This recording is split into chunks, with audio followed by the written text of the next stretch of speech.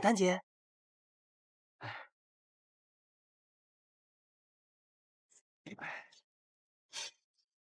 药好了，谢谢。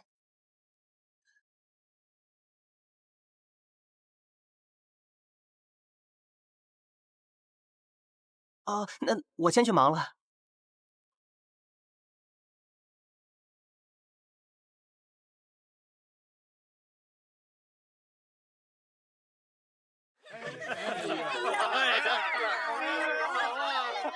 哎呀，哎，今天可是花魁牡丹登场呀，她是店里的头牌。哎，据说呀，这花魁牡丹那可是人间绝色呀，要是能见上一面，也不枉这一场雨的缘分呢。是啊，哎、真是幸甚至哉是，呀！来，再喝一杯，来，好，长官，来几个招牌菜。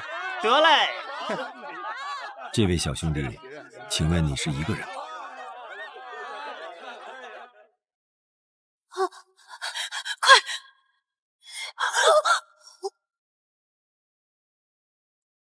不介意我们拼个座吧？此便。多谢。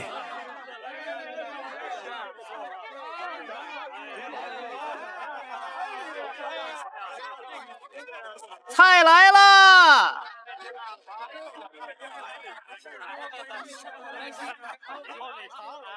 嘘。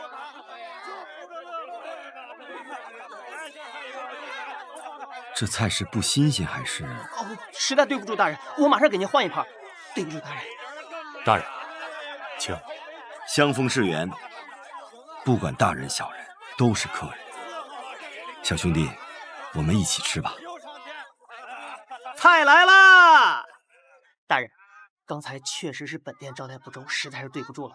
这些啊，都是本店的招牌菜。多谢。慢用。小兄弟，来。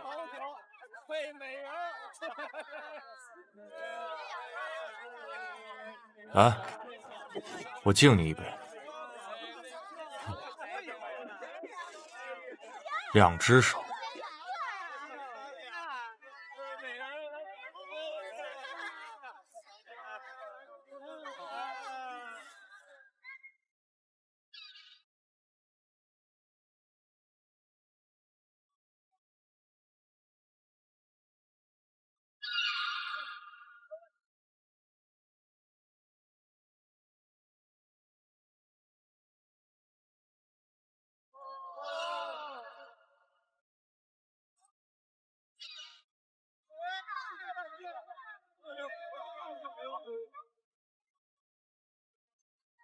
大人，血凤凰，咱们可算找着了。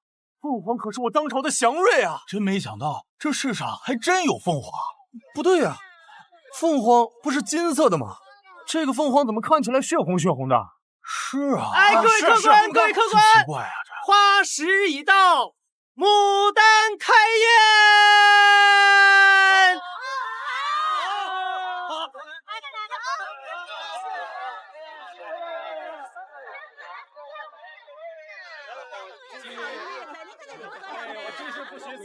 不对。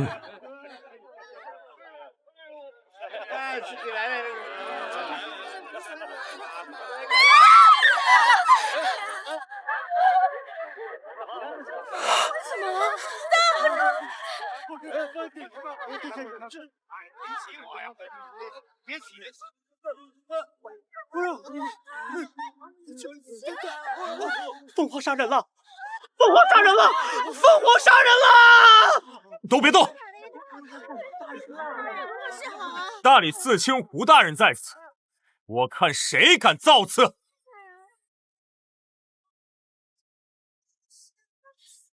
牡丹，你快醒醒！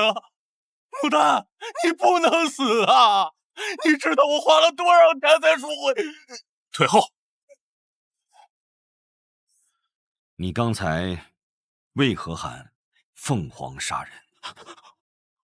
我看见凤凰穿过屏风，在牡丹的脖子上啄了一下，天上凤凰在飞，凤凰在鸣叫。是啊，我也听见了。可是凤凰杀人，那可是凶兆啊！古镇现在是逆臣当道，祸乱百姓，是要遭天谴的。住口！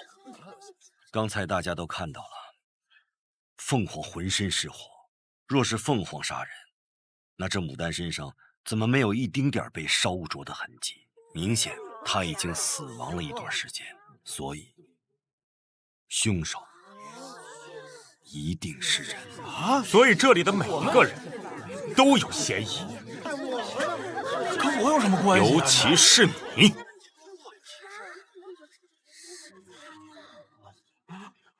什么意思啊？你以为我没注意到你的袖剑？你说的是这个？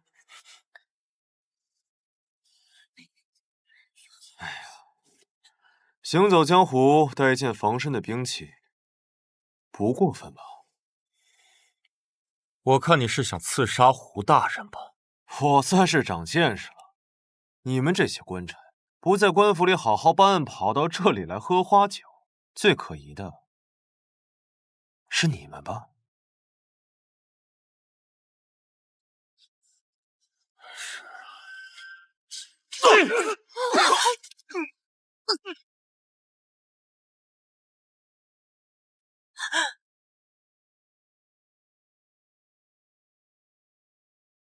小兄弟，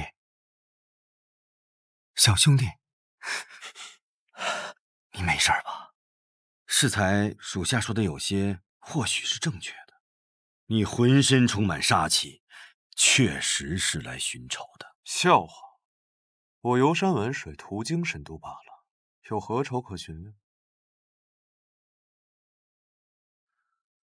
洛阳的柳絮半个月前就飘完了。早上我见到潞州商人货车的毡布上也有柳絮，你起码要日行200里才能把柳絮带到这儿。你身无一物，拎着一把剑日行100里，不会只是为了来神都游玩吧？我猜你要找的麻烦就在这儿。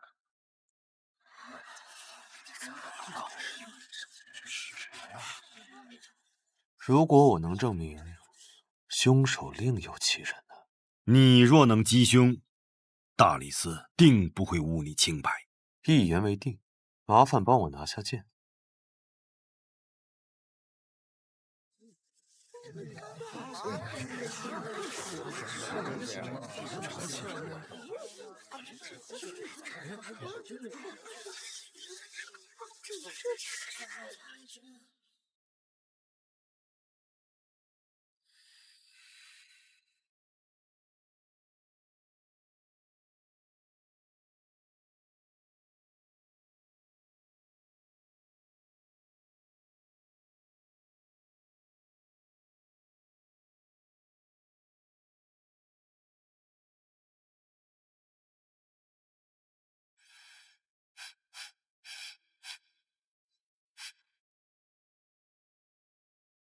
雨水，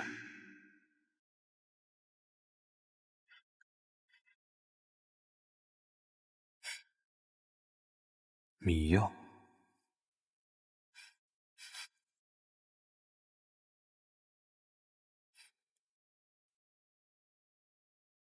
血腥味，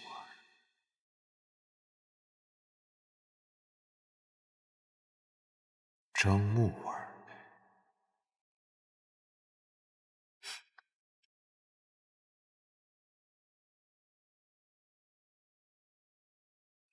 阳山味，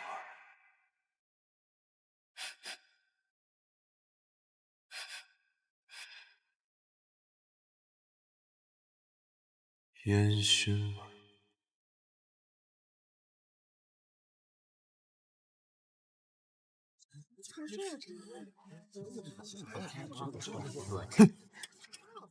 你看什么看？你能破案就破案，别在这故弄玄虚的。小兄弟，有何高见呀？既然他们都到这儿了，那就借机一并除之，以绝后患。小兄弟，有何高见呀？死者的嘴里有一些迷药的味道，说明被人下了毒。这你也能闻出来？当然，还有他的衣服也是潮湿着，里面充斥着烟熏、雨水。或许早在舞女开始表演前，牡丹就已经被杀害，放在了这屏风之后。被杀后放在了屏风后面，怎么会这样？原来是这样，凶手在羊肠里面放满了血，缠绕在牡丹的脖颈处。凤凰看起来啄的是人，其实是羊肠。那按你这么说，凶手还能操控凤凰精准定位，这也太扯了吧！掌柜，牡丹今日出过门吗？没有，牡丹性格孤傲，平日就很少出门。你最后一次见到她是什么时候？大概是1个时辰前吧。应该是半个时辰以前。刚才命案发生时，你被吓破了胆，为何时间记得这么清楚？禀大人，本店一直是靠香篆记录时间，一盘香篆是1个时辰。今日是牡丹姐亲自点的香，现在应该只烧了一半。那如果不是牡丹自己出去的话，就只有一种可能：凶手将其迷晕之后带了出去，残忍杀害之后才送了回来。不可能，酒楼只有1个大门，而且出入的客人我都记得清楚。那说明舞池并非第一案发现场。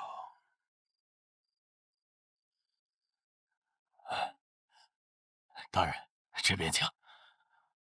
这里啊，就是牡丹的闺房。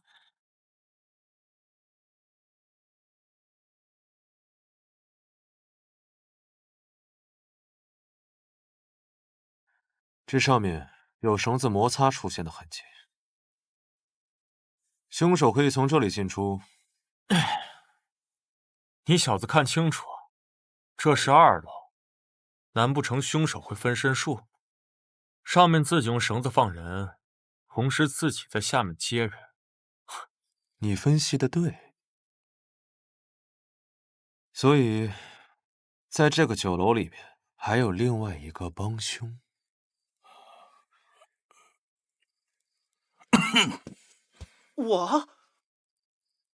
我刚见到你时，就闻到一股血腥味儿，知道是菜不新鲜。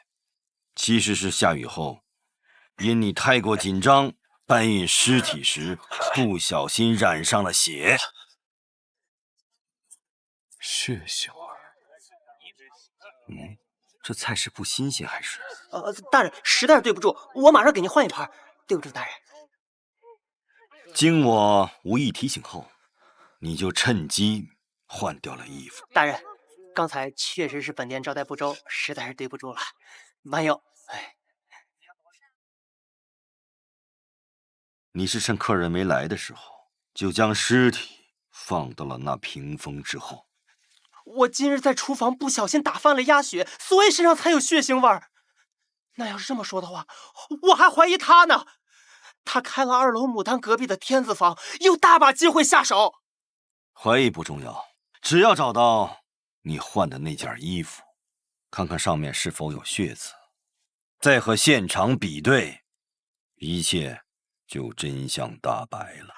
大人，我没有杀人，我没有杀人，大人，我没有杀人啊，大人，我没有杀人。胡大人果然搜到了，在地窖里面藏得很隐蔽。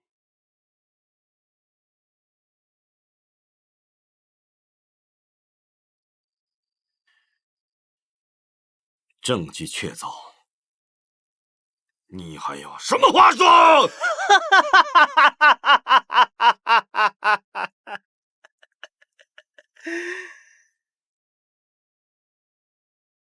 大人，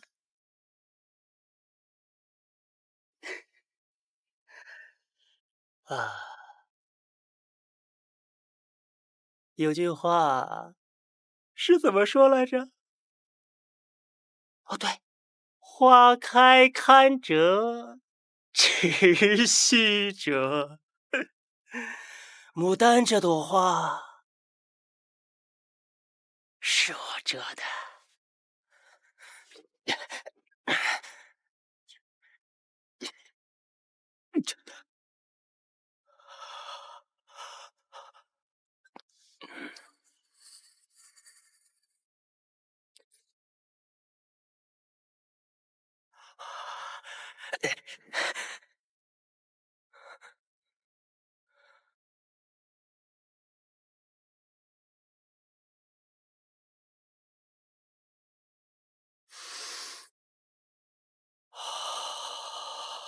牡丹，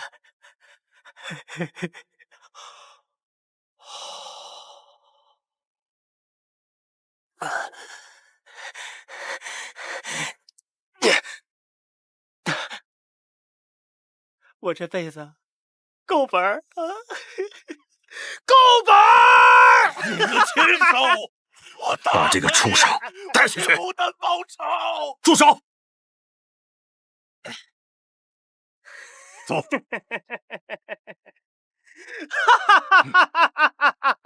其他人等先退下去吧。是。且慢！你之前行为诡异，大人，我建议将此人立刻押回大理寺，严加审讯。小兄弟，你这一手闻香断案，可令人大开眼界呀！还是要多谢小兄弟鼎力相助。大人的鼻子也很灵敏。我鼻子不行，我靠瞎猜。你这本领是先天有之，还是后天习得呀？剑行不怕，娘在呢。一会儿，不管你听到什么，看到什么，都千万不要出声，一定要藏好。快去，快！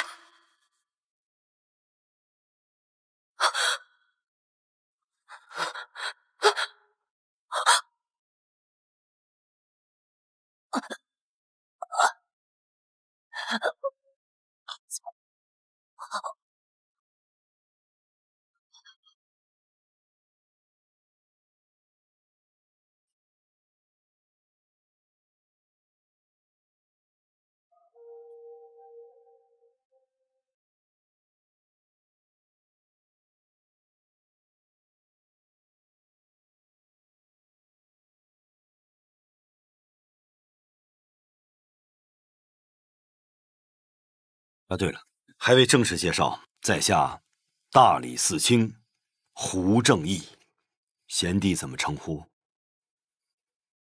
姓李，名剑兴，剑兴兄弟，哪里人？灵州。好地方。之前我说过，你是来寻仇的，敢问这个仇人是谁呀？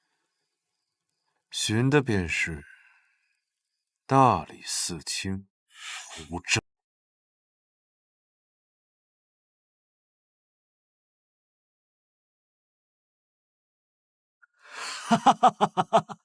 曾少，你太过实诚了，连玩笑话都听不出来。大人，这好笑吗？好笑啊！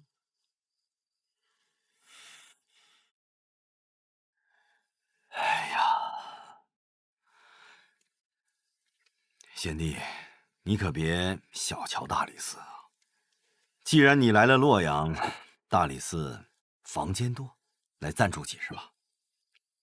你就不怕我杀了你？不怕，不怕。哈哈哈。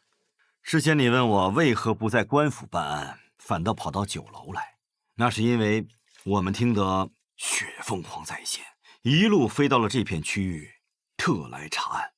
神都屡有百姓惨死于凤凰之口，兄弟有此本领，还望能助我们查清真相，在此谢过。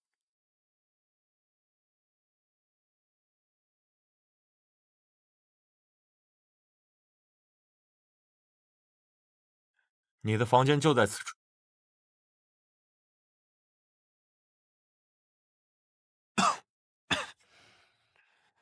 这房子半年没人打扫了吧？让你住你就住，我告诉你啊，你现在有重大嫌疑，没事别乱跑。那既然胡大人都已经说了让我来此暂住，协助调查凤凰案，你有什么资格在这把我当犯人，跟我吆五喝六的？我犯不着跟你斗嘴皮子。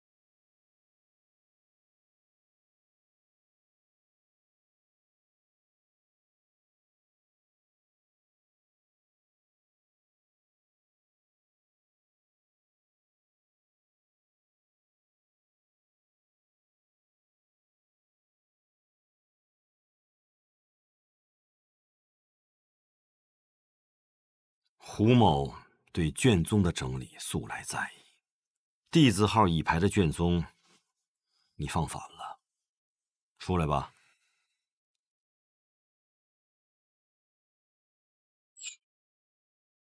有刺客，快追！是，追！大人，您没事吧？无法，走，出去看看。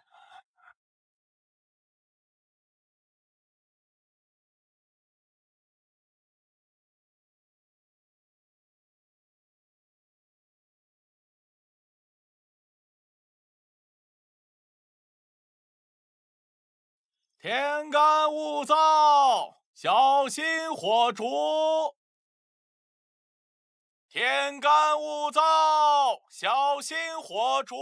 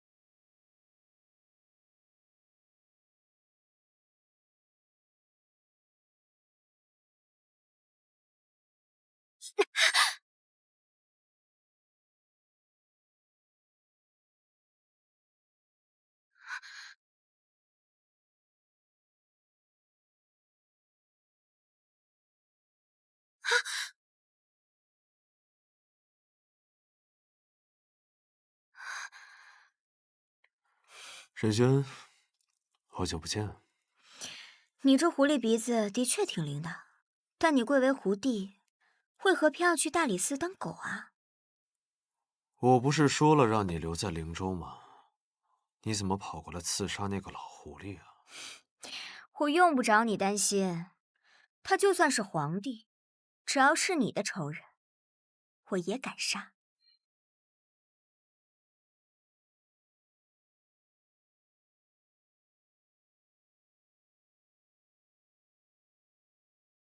大人，我听说你最近住在福来酒楼，刚入住几日，但尚未找到合适的机会对他下手。以你的身手，不应该呀。自打大人告诉我李家灭门案的真凶就是胡正义，这个名字就如同烙印一样，深深地刻在我心里。但我仍需要查明灭门案背后所有的真相，所以，我需要他。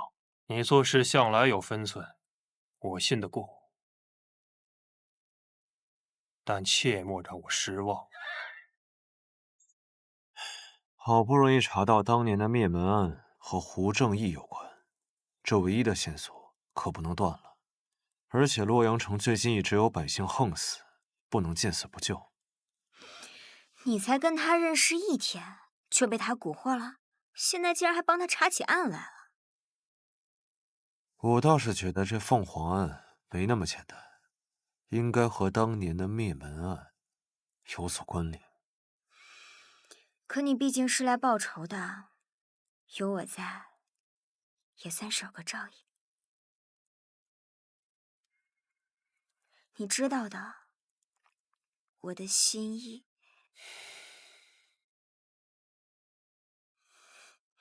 等你大仇得报，我们2个一起归隐山林。到时候你去哪，我就去哪。沈轩，看着我的眼睛说。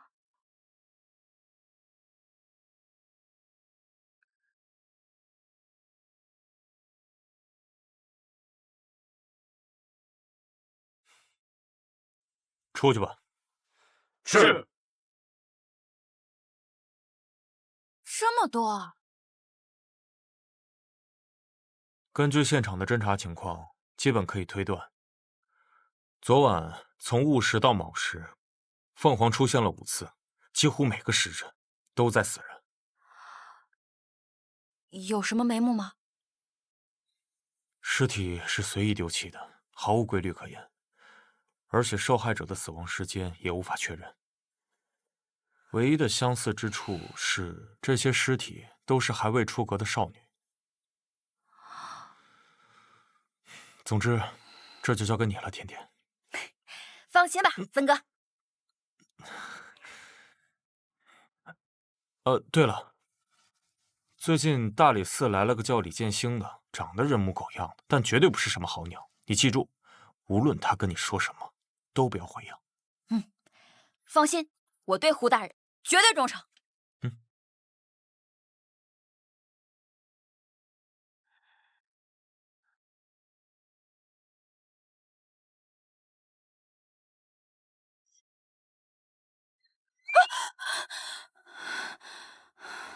抱歉，吓到你了。你就是那个人模狗样的李建兴？哦，我不是那个意思。大理寺仵作宋甜甜。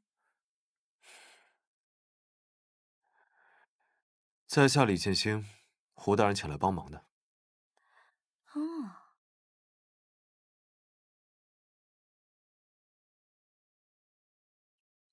别动，刀上有毒。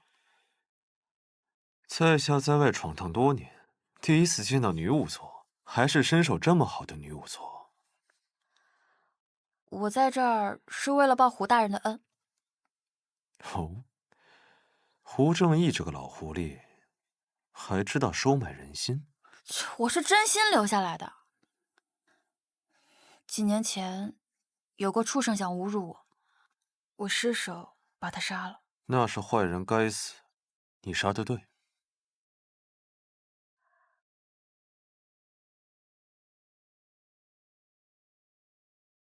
怎么了？曾头总是爱疑神疑鬼的，你能这样想，肯定不是坏人啦。所以是胡大人帮你脱了罪？胡大人判了我秋后问斩。什么？2个月后，圣人大赦天下，就把我给放了。那你应该感谢圣人呀。你觉得胡大人为什么会判我秋后问斩，而不是斩立决呢？他们都中了好奇怪的毒啊！愿闻其详。死者是因为流血过多而死，但你看，伤口只有鸟啄般大小，这样大小的伤口是不足以流那么多血的，血会提前凝结。但这些尸体上的血都已经流干了，而且我问过现场的捕快，他们说现场也没有那么多血迹。所以你觉得是下了毒才会流这么多血？不是我觉得，是我验出来的。此毒无色无味，加之伤口又被清洗过，所以很难被发现。难怪我没闻出来。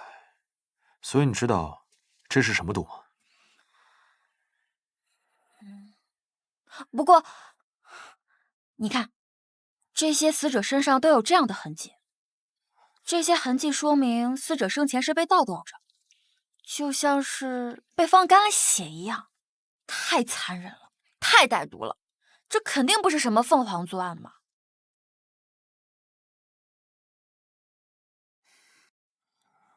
圣人登基时，百姓看到有金凤凰从明堂飞出，以为是天降祥瑞。如今血凤凰一出，祥瑞变恶兆。臣以为当严查血凤凰一案，始作俑者将他们斩草除根。另外，再请江湖杂耍人上演一出金凤凰啄血凤凰的戏码，以此昭告天下百姓，血凤凰已被祥瑞降服。孙承景，你好大的胆子！圣人息怒，臣该死。你的确该死！江湖把戏怎么能跟当朝祥瑞相提并论？圣人圣安。胡青来了，你先起来吧。谢圣人。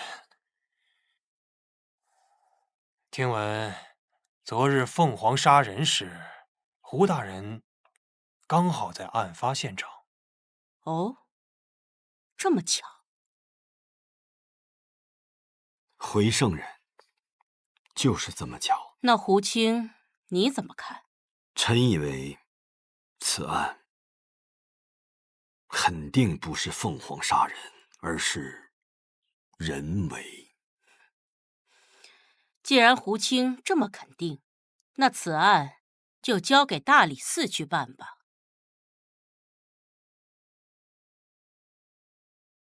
圣人既要速查，可否加个时限？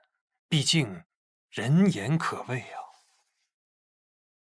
如此甚好，臣10日内定破此案。10日之内，怕是再过1、2日，这谣言便早已传出了神都。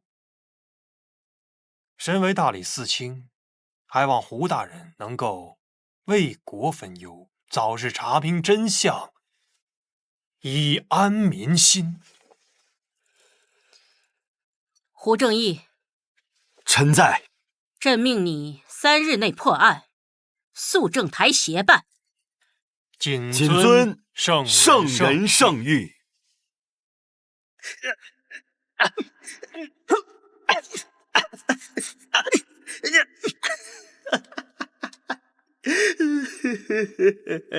牡丹，就是我先杀后奸的，什么帮手，那都是你们瞎猜的。好，我呀，洛阳第一神捕，手里边还没有结不了的案子，所以啊，我专门为你们这群人渣设计了一道大菜，叫做斩草除根。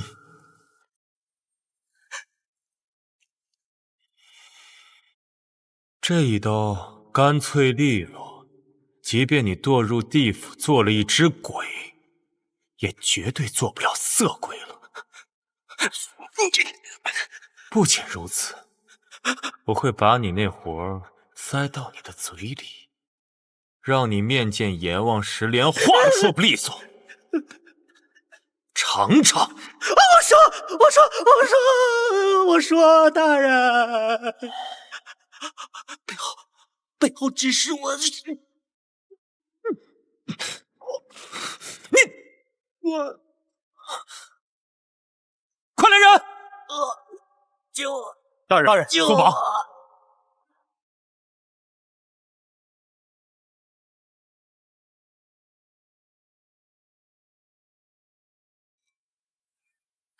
是有人在水里下了毒，可是好奇怪啊，我从来都没有见过这样的毒。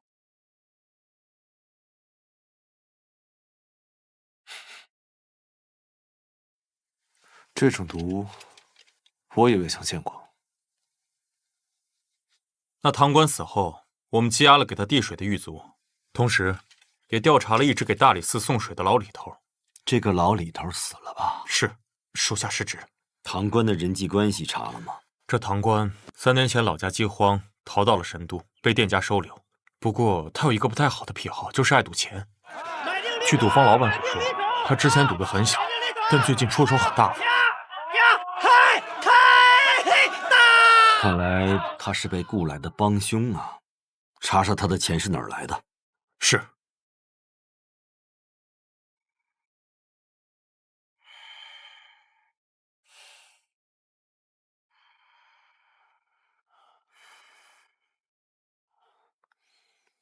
大理寺可还住得习惯？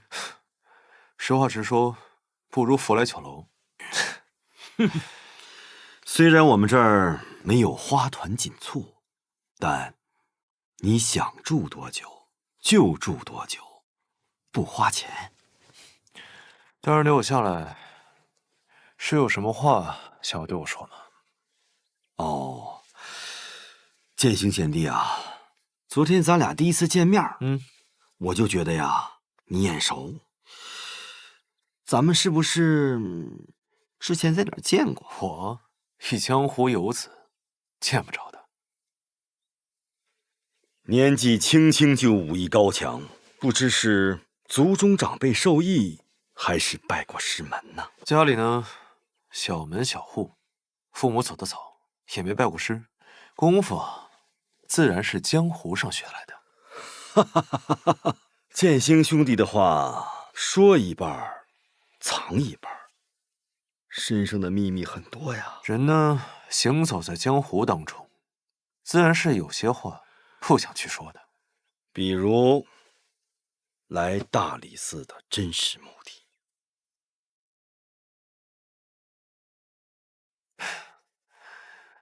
大人说笑了，不是你邀请我来的吗？哈哈哈哈哈！啊，对，忘了。实不相瞒，凤凰杀人案仵作验尸的结果，让我想起了一桩旧案。什么案子？12年前，李作府灭门案。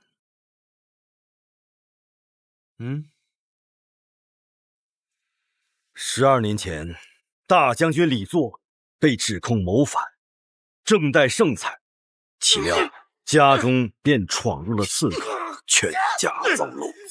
此事一出，圣人下令要严查凶手，但是真凶至今仍未被抓住。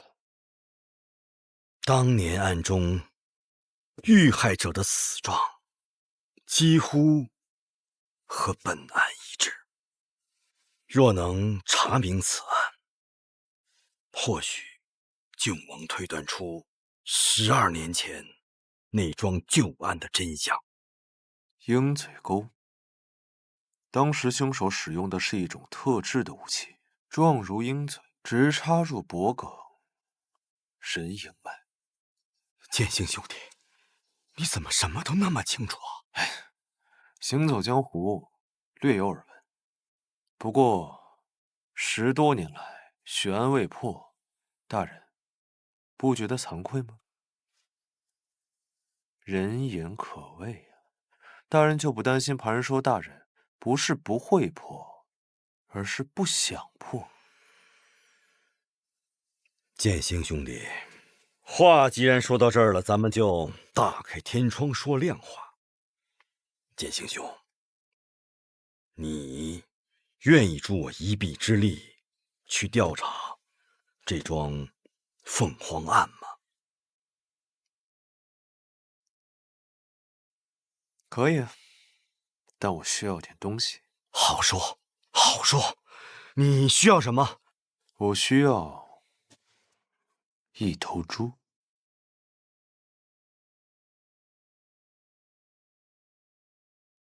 你看我说的吧，伤口会提前凝结的，只能留这么多。一个100多斤重的人，大概有多少钱？8、9斤吧。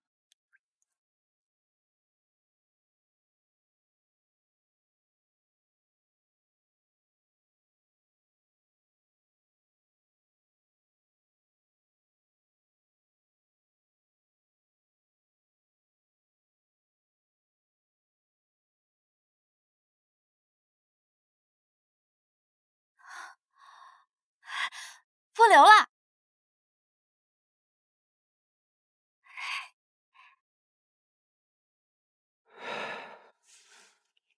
大概1刻钟的时间，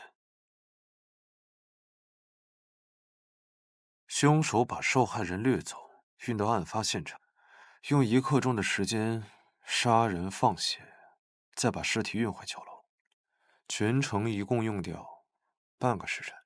那杀人凶手要么步行，要么坐马车。按照这个速度计算，杀人现场距离福来酒楼应该不会超过5里。曾生，你带一队人马仔细排查福来酒楼5里内可疑的地方，杀人现场必然足够隐蔽，血腥味儿也会很重。是，大人，不好了！胡大人，曾头，不好了，凤凰又杀人了。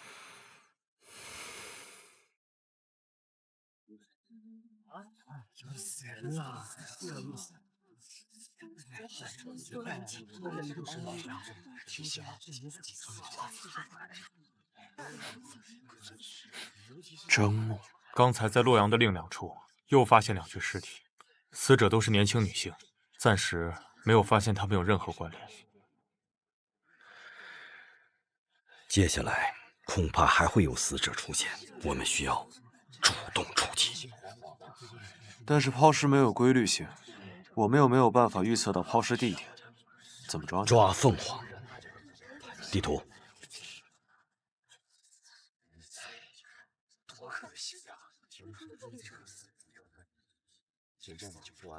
凤凰每次出现后都会飞上1刻钟的时间才消失，抛尸地点也不会太远，所以根据2个最远的案发地，划定凶手活动直径，在这个圈内进行搜寻，把我们的人分散开，形成网络。这样一旦凤凰出现，就会有人马上赶到。今晚之前必须抓到凶手。属下遵命。哎，曾胜，那2具尸体呢？都运回大理寺了。怎么了？不要拉到仵作坊，都给我拉到院子里去。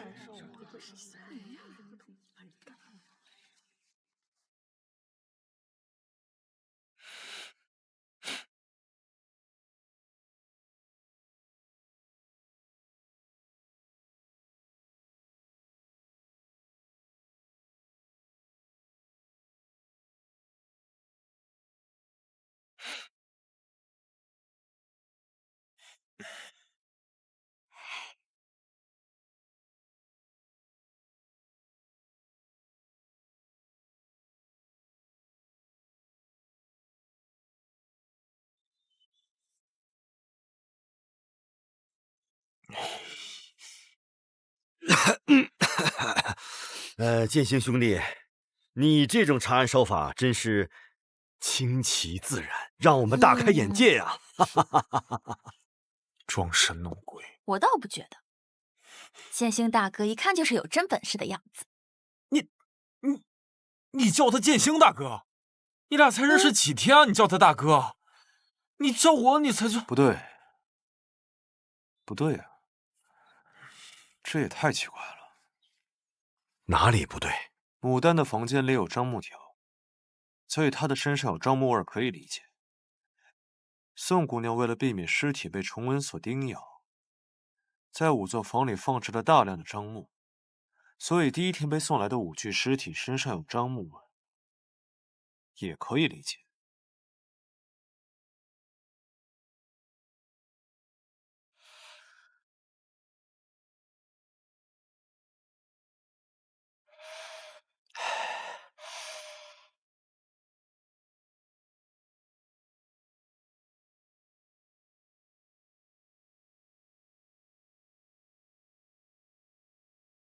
但你发现，剩余的3具尸体都没有被运进仵作坊，但是身上都有樟木的味道。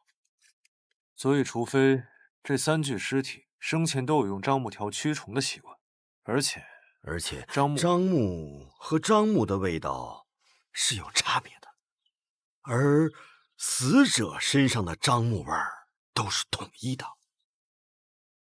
我去取下来。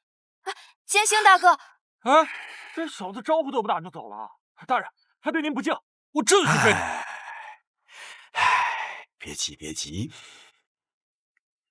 我知道他要去哪里。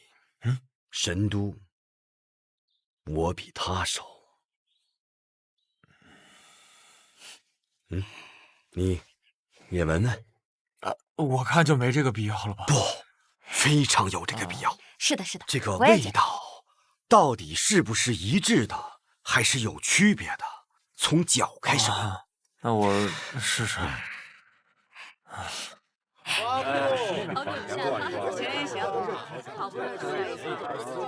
樟木的味道一致，这就说明这些女子都在一个有樟木味道的地方待过，而且是大量樟木，少量樟木条根本做不到。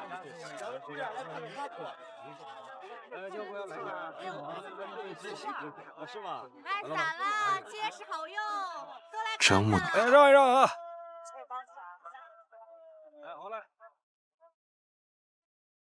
就是他。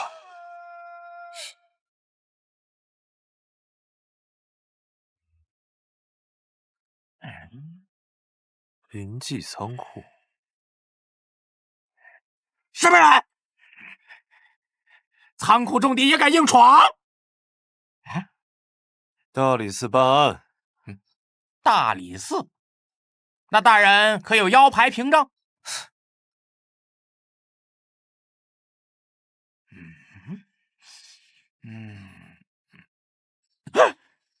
原来你就是洛阳第一神捕曾头。哎呀，小的有眼无珠，曾馒头，请。大理寺曾胜前来查案，管事的何在？哎呀，来了！您就是曾胜？是我。你也是曾胜？那你们到底谁才是曾胜？当然是我。你敢偷我腰牌？给你。曾头，来都来了，那既然你不喜欢我冒充你，那下次我冒充胡大人。去仓库。大人请。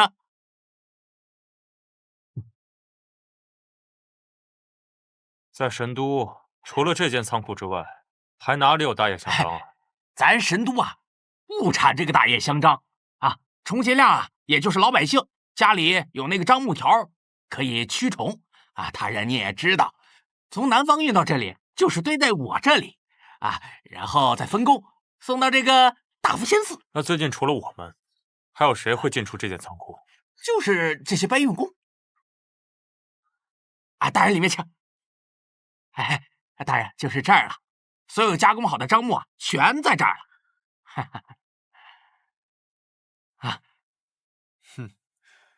胡正义挺有城府。既然都知道樟木的存放位置，刚刚为什么不直言相告啊？胡大人的心思，岂是你这种人能揣测的？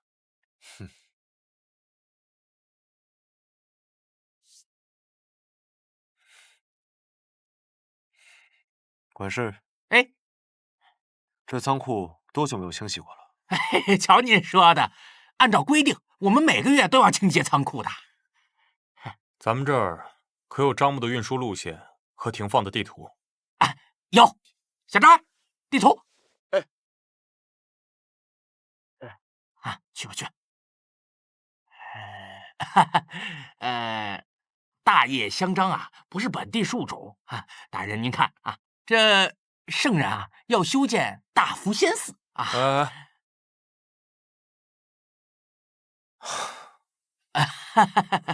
大人您瞧，这圣人要修建大福仙寺，这木材经洛水运往至洛阳，后经由仓库，最后再到大福仙寺。大福仙寺，行了，交给我了，晚上回去等着我。你怎么又走了？曾胜，曾胜，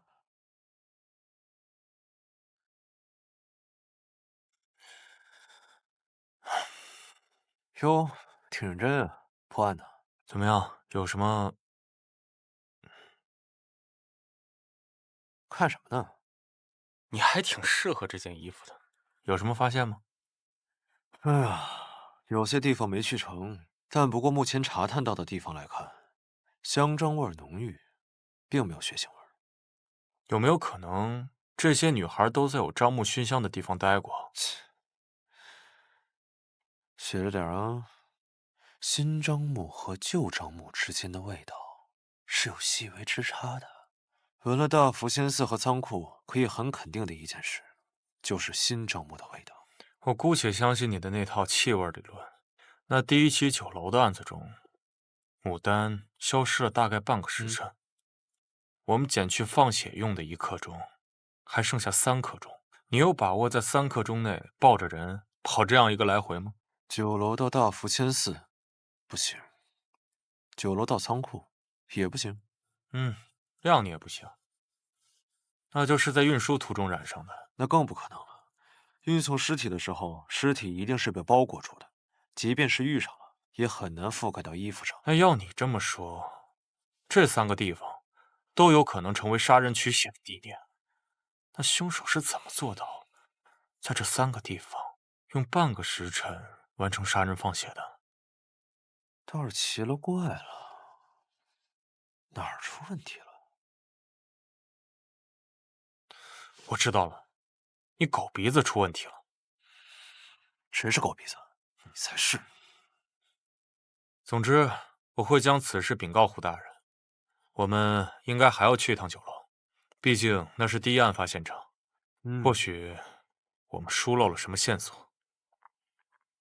还算有点聪明。走吧。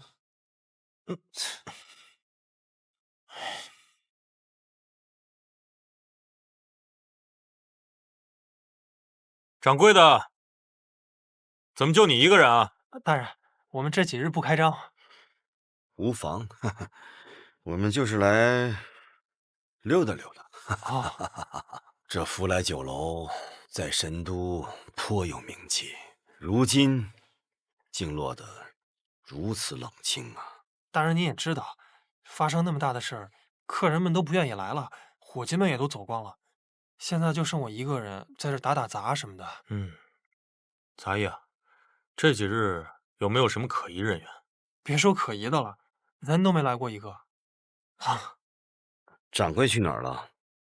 掌柜的说他身体不适，在家休息呢。那天晚上凤凰来之时，有没有什么人突然跑出去了？记不太清了，我可能得想想。香传。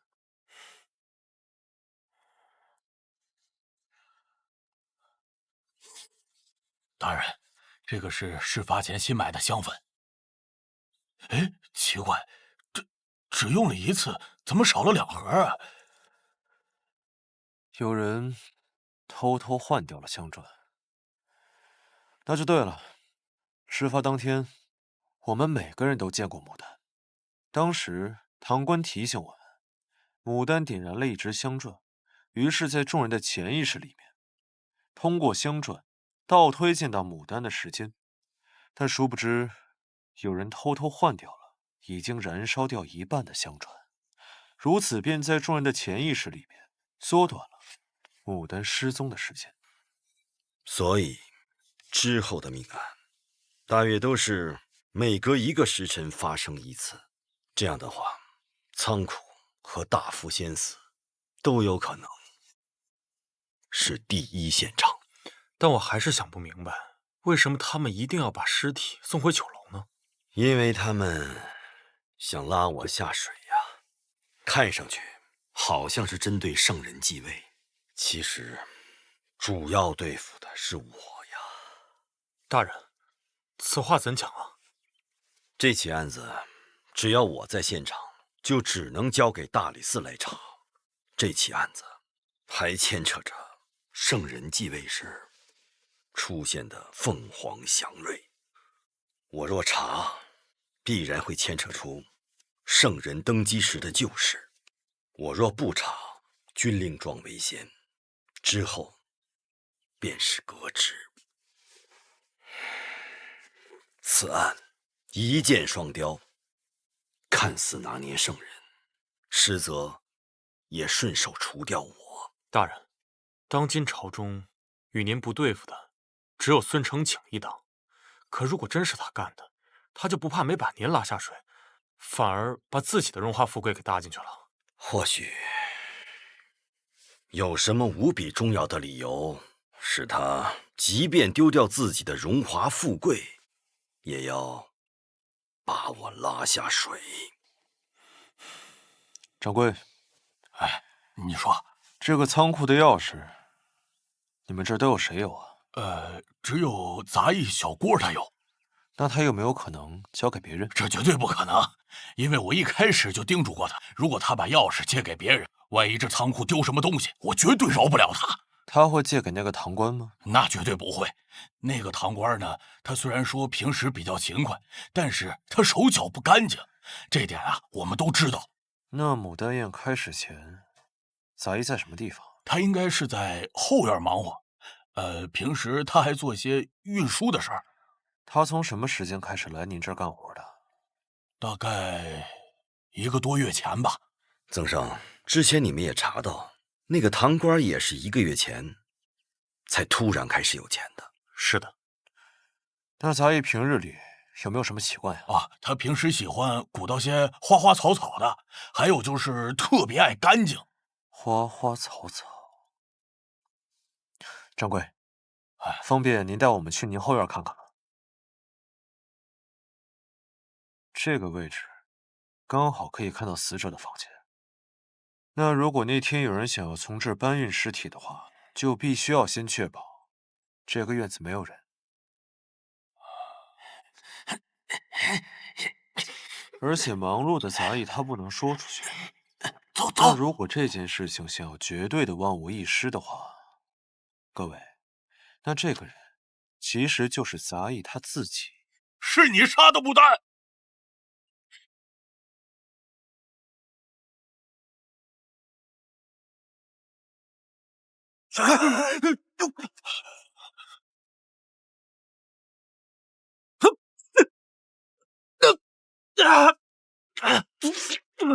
剑心兄弟，你没事吧？没事。别动！跟我回大理寺。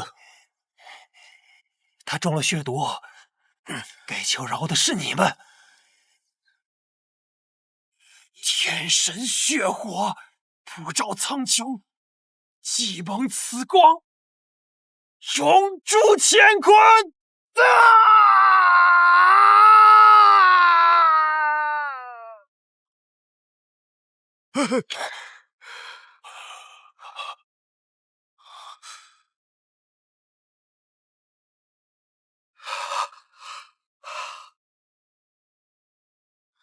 奇怪，这毒也无色无味，我未曾见过。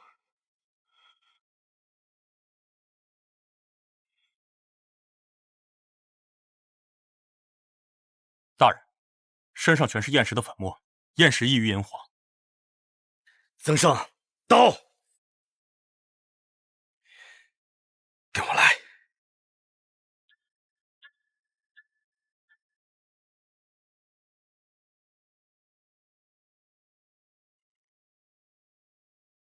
曾胜，去找根树枝。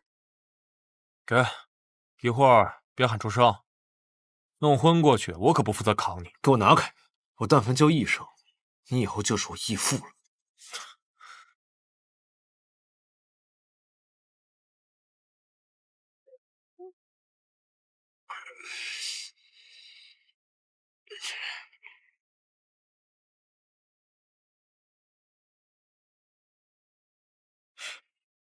血毒我有所耳闻，现在只是将它暂时封堵，短时间内不易扩散到全身。不过，这只是权宜之计，不能根除。无妨，我定会找到背后之人。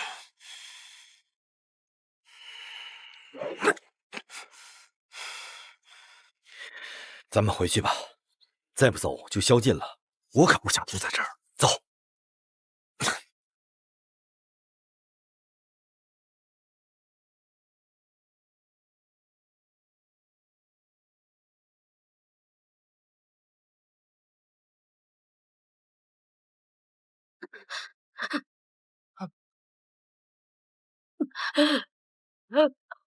我也鬼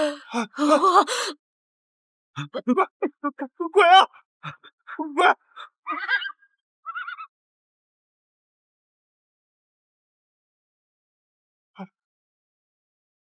大人，不好了！大人，发生什么了？有鬼！一个没有脸的妖怪！有鬼！有鬼啊！胡说！朗朗乾坤之下哪来的鬼？一个没有脸的妖怪，刚刚就这样飘过来了。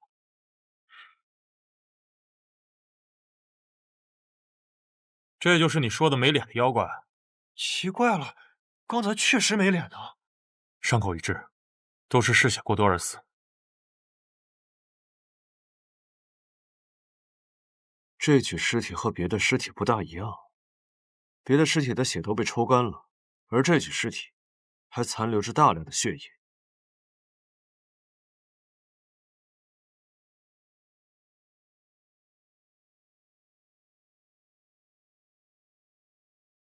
我们离开酒楼不到半个时辰，这样算来，又出现了一个新的凶手。这名死者伤得不轻啊，却依然能够使用轻功，可见功夫出神入化。小小年纪竟有如此轻功，江湖上还有这等人物？道行大师的轻功很是了得。我听说他有一个女儿，自幼天赋异禀，继承了他的衣钵。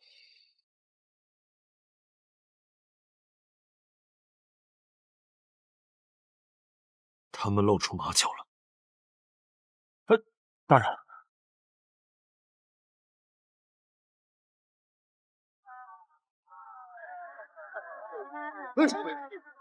有种新奇花件儿。看看了，哎，好，这个都是这个，你看看多好的颜色的花布啊！来了不久，别着。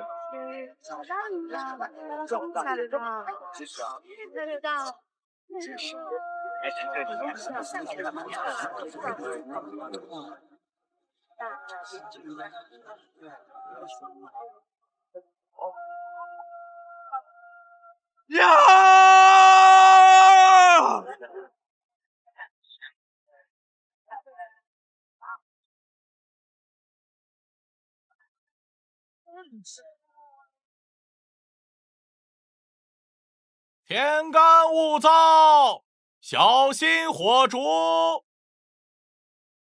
天干物燥，小心火烛。剑心兄弟，现在可是宵禁时间，让人抓住了很难解释的。胡大人，我身后这柄纯阳剑，是我挚友道行逆师夫妇的独门宝剑。哦，看来他们已经将剑传授给他们的女儿。今夜我是去还剑。还剑？那你为什么不白天去啊？他们待的地方那可是鬼市，白天进不得。鬼市？鬼市什么样？我们一块去好不好？这鬼市我之前怎么没听说过？你去过吗？哪儿那么多话？爱去不去？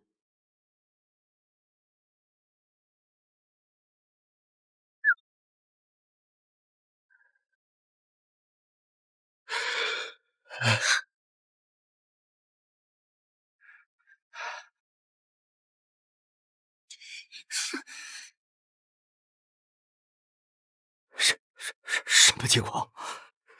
剑心兄弟，你没事吧？无碍，剑没伤到。真没想到，1日之内，你竟救了我2次，胡某欠你一条命。胡大人，说不定未来哪天，我真的让你还。好，只要不违背道义和原则，你尽可以提条件。开个玩笑，胡大人不必太在意。好，这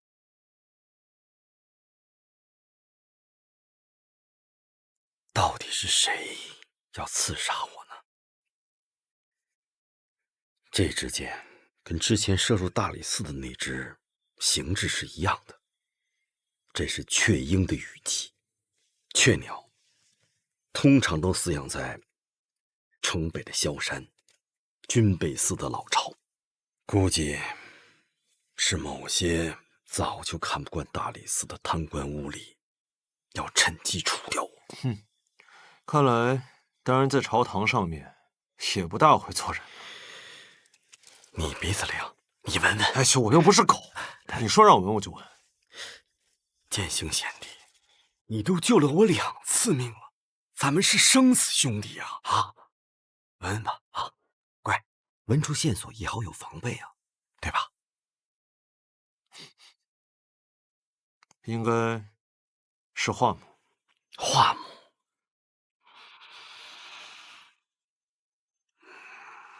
这就对上了，这就是扬州军备库5年前失窃的那批剑。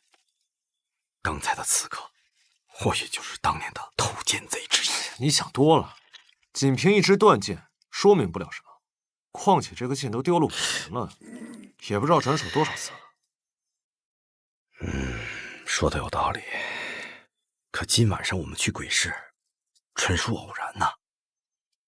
不止刺杀，起码要1刻钟，可见对方时刻在监视着我们。哎，大人，这个刺杀案就算被你破了，也没什么奖励。可是凤凰案呢？凤凰案再不破，麻烦可就大了。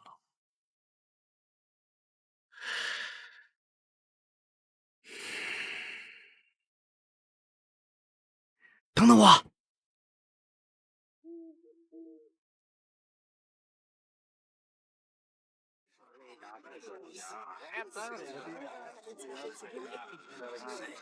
这里就是鬼市了，都是一些走投无路之人的汇聚地。胡大人，这里瘴气横生，随时随地都有可能被迷，小心。难怪，那这里也算是易守难攻了。啊，对了，你对这儿怎么这么了解啊？朝堂之上的事情，我没你清楚。不过在江湖上，我知道了，一定比你多。就这么笃定？当然，要是没有我，你在这片鬼市里绝对找不到倒行逆施的。看来你是小瞧我跟人打交道的能力了。打个赌。2两银子。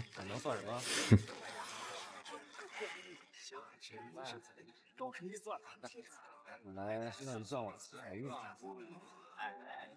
就给那么点儿，这位大爷，请问道行逆施2位天师住在哪里啊？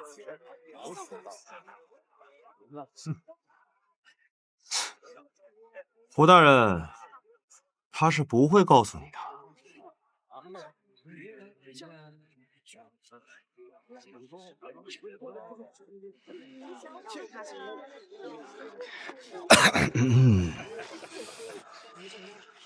我告诉你，这些都是见不得光的人，被通缉的，有仇家的，无处可去的，就你一生面孔，万一是来寻仇的，他岂不是害了人家？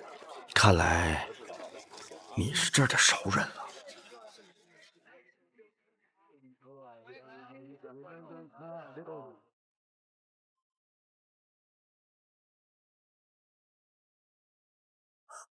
胡弟，哎呀，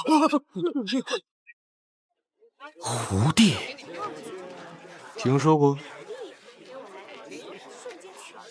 3年前，在江湖上陆续出现了5位武功极高的侠客，被人们并称为武帝。没想到你就是其中之一，厉害，厉害呀！过奖了。道行逆施在何处？胡弟，小的领你去啊！走走走。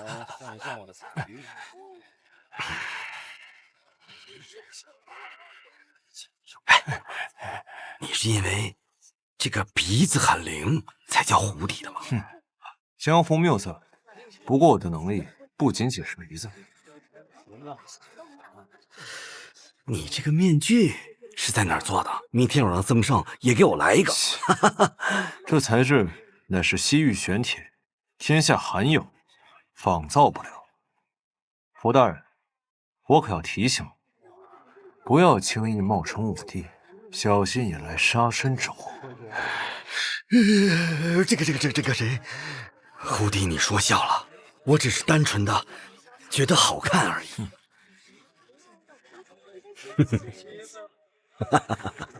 笑什么？在官场上啊，人人都在背地里叫我老狐狸，没想到我还能认识你这位小狐狸，缘分呐！我要买来游戏。知道狐狸怎么叫？比武擂台，现在开始！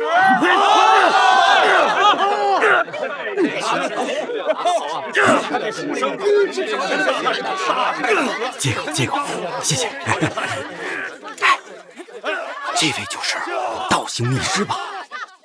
我给你介绍一下，这个擂台每月一次，如果我们赢了，就可以让三眼妖道把我们想找的人请过来。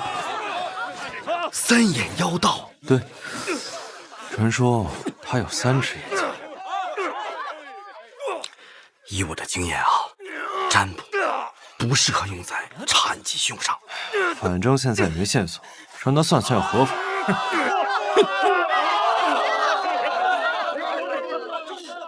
胜负已分，胜者归书生。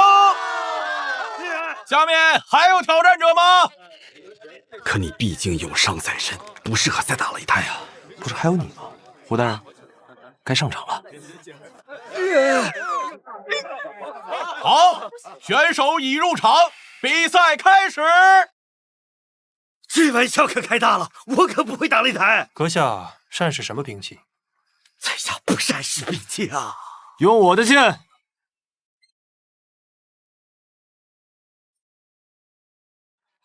接着，你不是还欠我1条命的吗？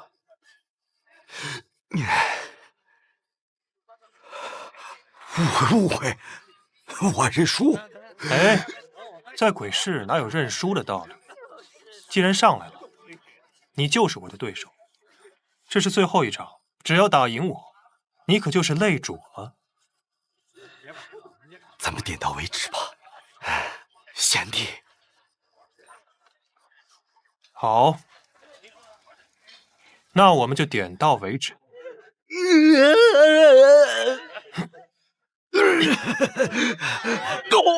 我呀！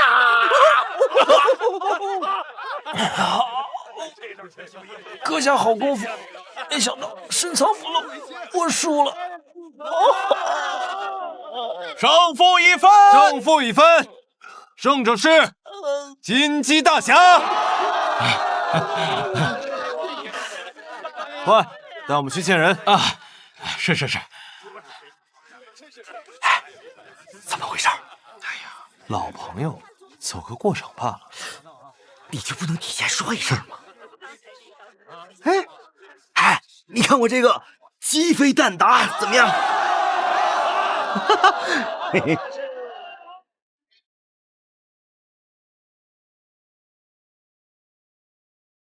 打赢了擂台，还使了诈。哎呀，反正只要合您的规矩就行了嘛，不会不给算吧？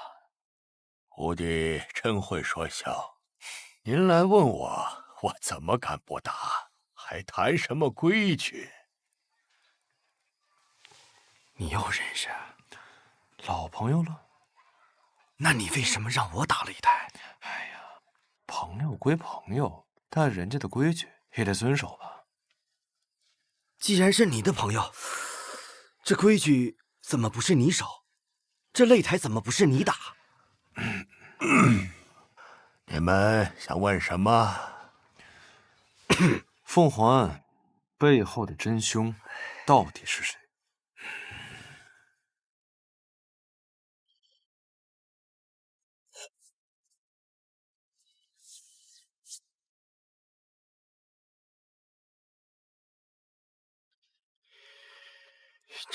你们所要找的人乃是穿红袍、戴面具。戴面具，穿红袍，戴面具，什么意思啊？在江湖上，像你这样戴面具的人多吗？武帝行走江湖，都是以面具示人。江湖上的人，只识面具，不识人。难道说，是武帝其中的某个？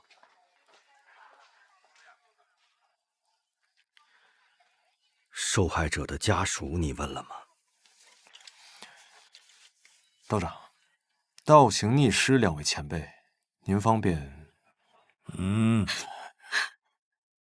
儿女我是，他了杀，谁是地道？断腕石碎他，把药定因我。天师刚才说是我女儿，到底是谁杀了她？他一定要让这个人碎尸万段。你是大师，为什么这么说话？魔入火，走宫炼，正一后。这句我好像听明白了。早恋不是那个走火入魔，后遗症是吧？但恋爱在江湖上有没有跟谁结过什么仇啊？这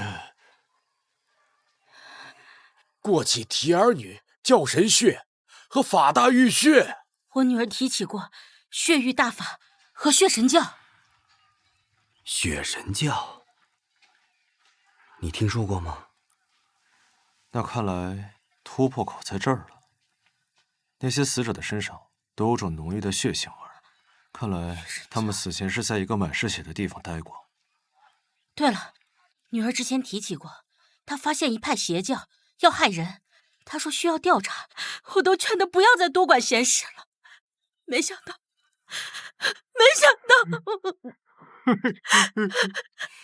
二位，请节哀。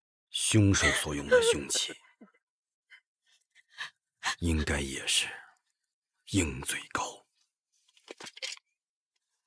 天神血火，普照苍穹，既蒙此光，永驻乾坤。天神血火，普照苍穹，既蒙此光。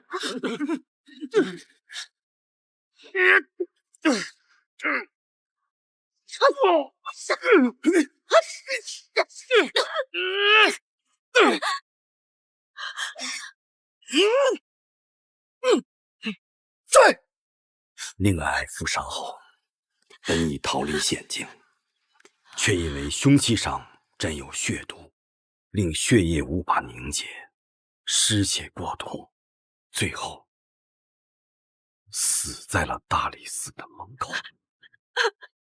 怎么会？斯人已逝，还望二位节哀顺变。这柄纯阳剑是在令爱身边找到的，现在归还给二位。这剑您留下吧，还望胡帝大人能携此宝剑，手刃凶手，替我们报丧女之仇。我的女儿，我的女儿。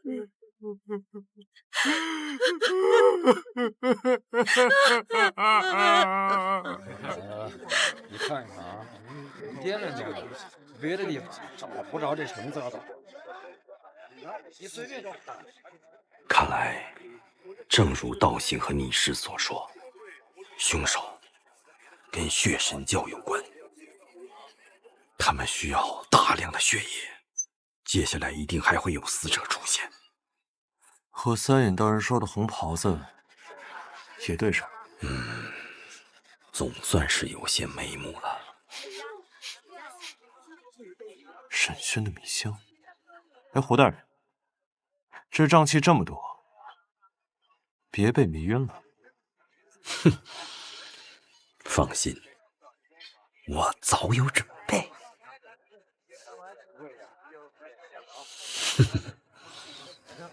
哼，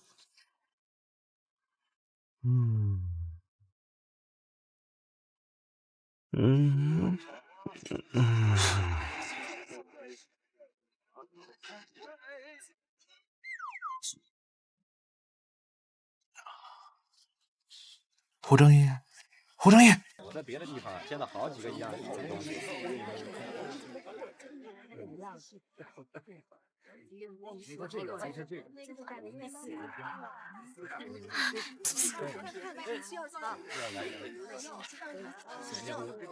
你没事吧？查好胆说。你刚才为什么要替他挡箭？多好的机会啊！我现在就杀了他。还不是时候。胡正义要帮我查当年的李家旧案，我倒要看看他能找出什么名堂来。本来就是他干的，还有什么可查的？你千里迢迢的来神都，不就是为了报仇吗？没错，这张脸我记忆犹深，但是当年我不知道他是谁。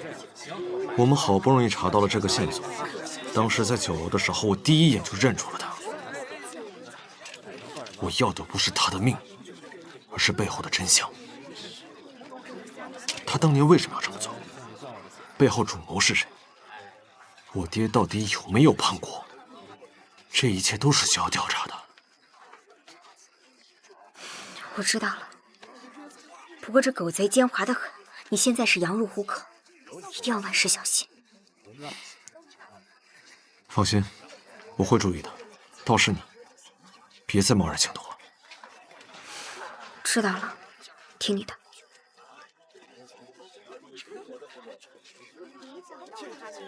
鬼书生见过胡帝。刚刚和胡正义比试的时候，他到底是真不会功夫，还是装的？胡正义关节僵硬且筋骨疲软，不像是习武之人。你让鬼书生专门从瑶州过来测他？再会隐瞒的武林高手，那也瞒不过鬼书生啊。那倘若刚刚在打斗中，胡正义真的显露了武学呢？那就不必再和他周旋了，他的性命将会终结在这片鬼市里。我要买东西。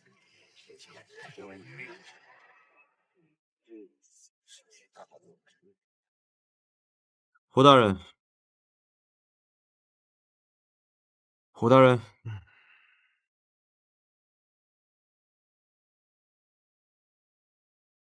胡大人上朝了。臣参见陛下。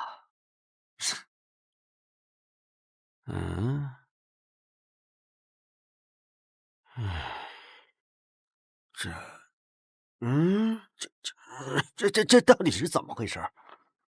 鬼市瘴气，胡大人口气倒是不小，结果躺这儿了。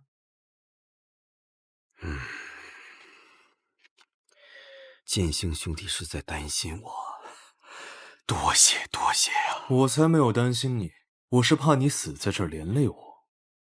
哼，放心，我命硬着呢。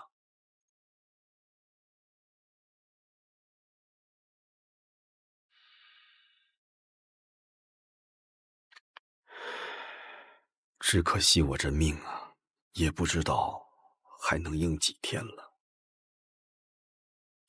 少矫情了，走了。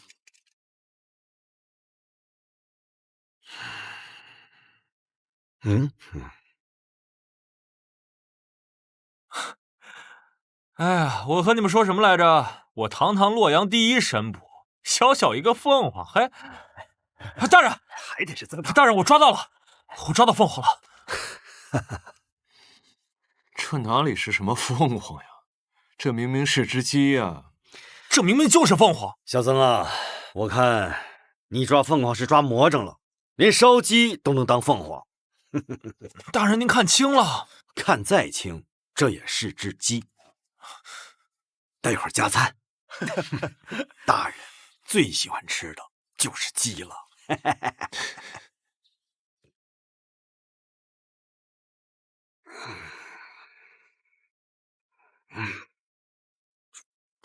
好鸡，好鸡呀！大人，味道不错啊，不愧是洛阳第一神部，这抓鸡的本事倒是一流。那也是我做的好吃。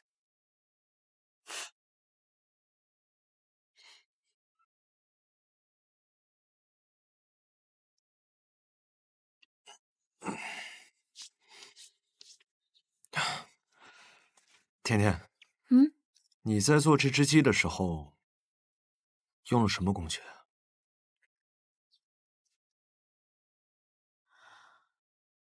这个，这不是切尸体的刀吗？你猜对了，鸡肉也是鸡的尸体嘛，再也没有比我这把刀更适合切尸体的啦。有道理。接着吃。吃。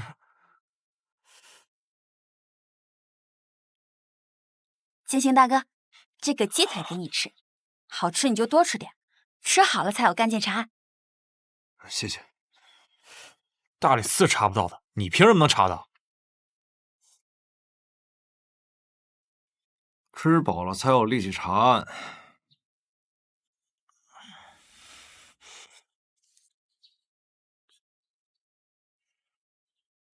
甜甜，你不爱吃鸡腿的话，你就吃鸡翅吧，这是曾大哥专门给你留的。谢谢曾哥。金星大哥，鸡翅给你，你最近查案辛苦了，多吃点，补补营养。他有什么好辛苦的？我至少一直在外面，他连只鸡都抓不到。对，你最辛苦了，我哪有什么本事跟洛阳城第一神部比啊？哼，精力充沛啊！这办公了一天，还有时间去赌坊玩一宿，厉害着呢。不过曾生输了不少银两吧？你这纯属胡说八道！你有什么证据啊？你看见了？我闻着了。你的头发丝里有大量罗勒叶的味道，但是赌坊老板为了让客人提神醒脑，刻意点上。不信了，就是大家好好想想，赌坊里面人多不通风，这衣服上有大量的汗渍味儿。这衣服上的汗味说明我不爱洗澡。那罗勒叶是我个人爱好。说的确实有道理。你们来看，这脚底板下面是赌坊里的红漆，手上是大理寺墙徽的勒痕。这还不足以说明你是半夜去了赌坊，天亮之后翻墙进入大理寺的吗？那就算你说的是对的，你怎么能证明我输钱了？这个我随猜的。看你脾气那么大，估计也是个逢赌必输的人吗？怎么又是小？三把都是小，再来！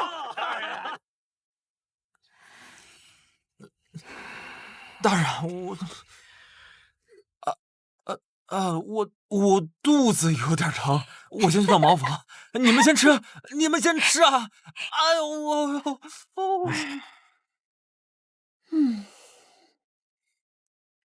我怎么感觉这个味道有点怪怪的？什么怪怪的啊？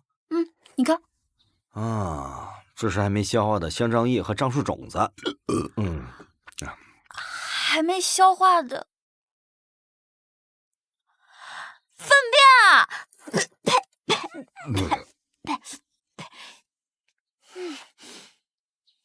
这是大叶香樟。大叶香樟，血神教，凤凰案，所有的事情全部联系到一起了。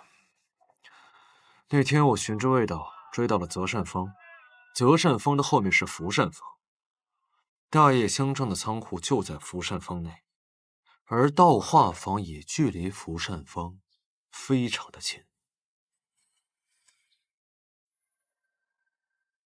大叶香樟在运到仓库时是有叶子的，而这些叶子会在仓库处理掉，木材再运到大福仙寺。所以假凤凰想要吃到大叶香樟的叶子，全洛阳城只有这个仓库有。我认识这种假凤凰，它叫赤灵鸡，说是鸡，实则为鸟，外貌像极了凤凰。之前的凤凰祥瑞恐怕用了同样的手段，不过现在染上了人命，变成了不祥的征兆。能把鸡包装成凤凰，这个人到底用了什么手段？几年前，有一桩奇事，在神都颇为轰动。各位看官，现在到了我们戏法班最精彩的节目——火焰鹦鹉。火焰鹦鹉？什么是火焰鹦鹉？这是……各位睁大眼，千万不要眨眼，看好了。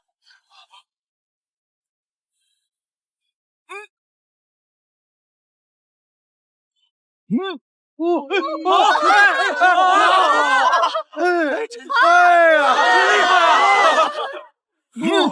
好厉害啊！是啊，真厉害！飞了！哎呦，这太厉害了！哇！哎呀，真强啊！真厉害！洛阳城红极一时的幻术戏法班子莫名其妙的消失了，而他们最有名的演出就是火焰鹦鹉。幻术戏法？对，他们消失后，极有可能是被孙承景所用，参与了凤凰祥瑞的制造。而在祥瑞事件发生之后，他们又失去了音讯。当时我猜测，他们应该是被灭了口，而现在看来，应该还留有活口。而这个活口就是福来酒楼的杂役。难怪酒楼堂倌只是他们物色的帮凶，杂役负责制造凤凰异象，还有人负责杀人和搬运尸体。所以啊，抓一两个人是没用的，要把参与本次事件所有的人一网打尽。剑心兄弟啊，还得请你帮个忙。我怀疑他们应该有地下密室，需要你找出这个密室。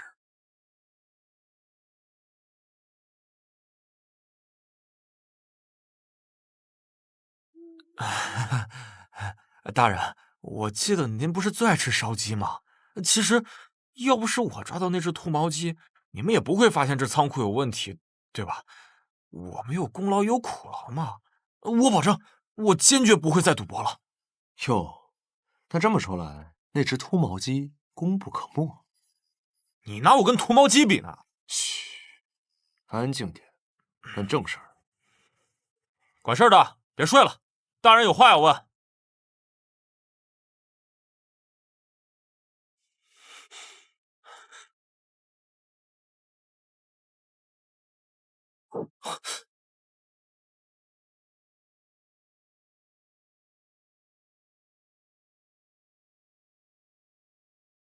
大人死了。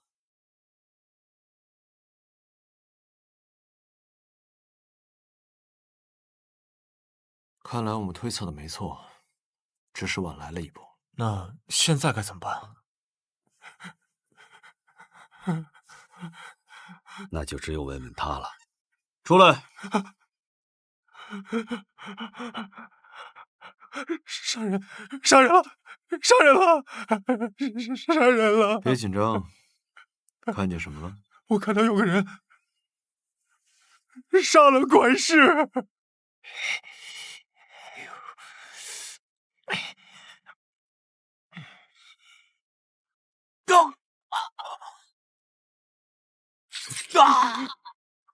什么人？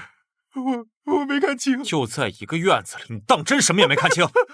别杀我！别杀我！我真的什么都没看清。别为难他了。他若是看清了凶手，此刻就应该跟管事一个下场。那大人，我们现在应该怎么办呢？那就只有有劳剑心兄弟了。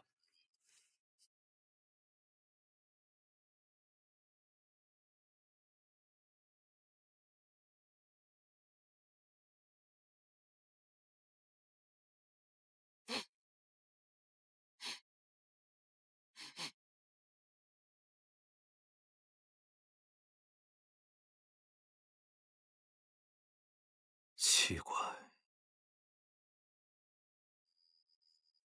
既然院子里有血腥味，我是可以闻得到的。除非什么？除非密室入口在下风口，这样风一吹，血腥味就会被吹散。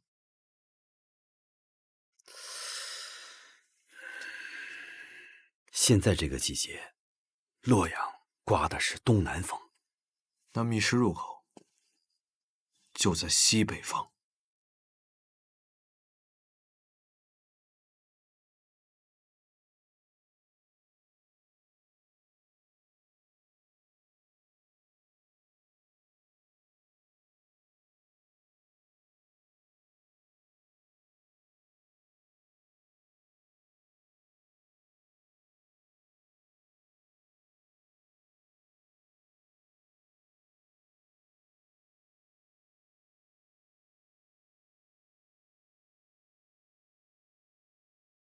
青草味。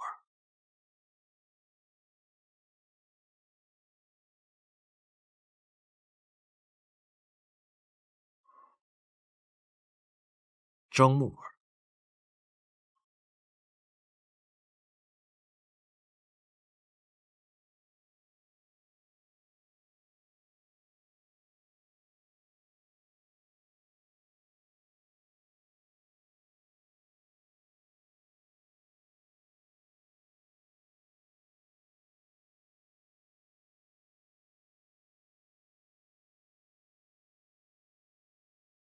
血腥味。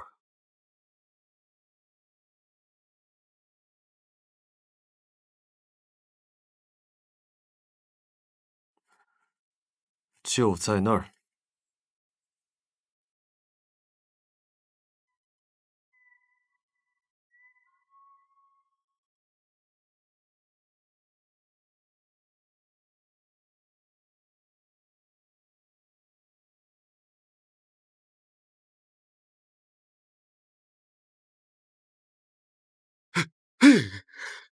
对，这就是赤灵记。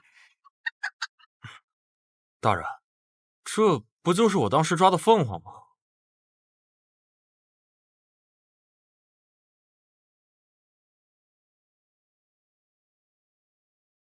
看见什么了没有？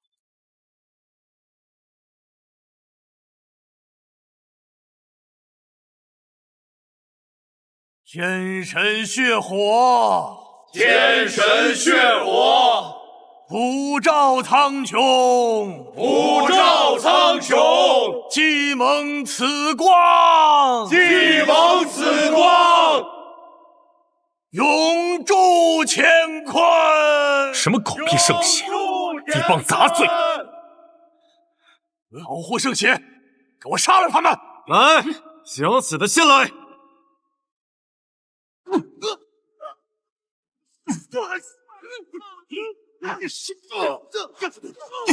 血是圣地，神有无教，天神对我们的考验。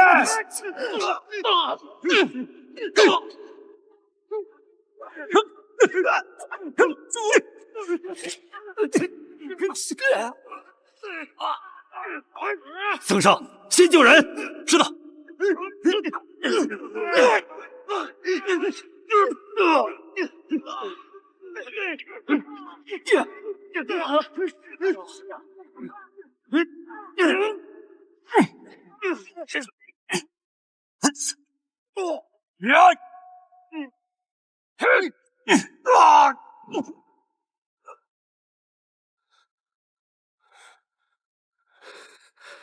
大人，怎么样？还活着？还想跑？听好我的问题：背后主使是谁？血毒从何而来？取这么多的血，到底要干什么？哼，我什么都不会说的。找死！且慢！剑清兄弟，你一次问这么多，他怎么好回答呀？我只问你，你为何要取这么多血？你在这问我，我是告诉你呢，还是不告诉你呢？我是跟你说真的呢，还是跟你说假的呢？怎么了？我有点晕血。你什么意思？阴阳怪气的，还不如实招来！你说不说？不说的话，别怪我对你不客气。吾身已现天神，又何惧生死？别费力气了。你不怕死？好，那他们呢？他不说，你们来说，为什么要杀人取血？焚我残躯，熊熊生火！天水火即将燃遍九州，你们这些不忠之人，都将化为灰烬！按住他的手！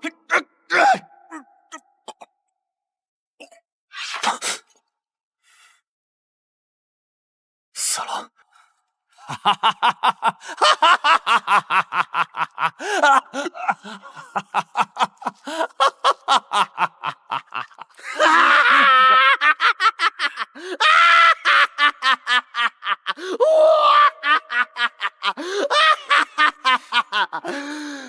落到我洛阳第一神探胡正义手里，想死没那么容易。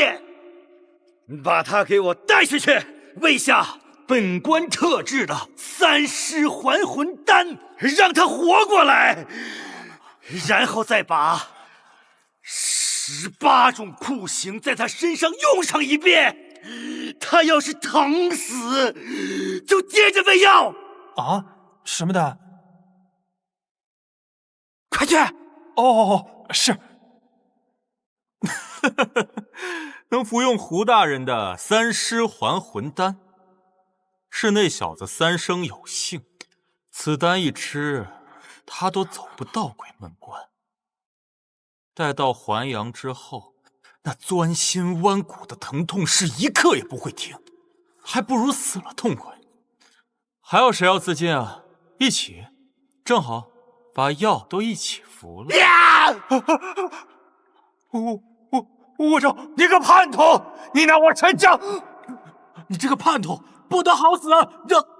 说，为什么要杀人取血？血域大法能令人长生不死。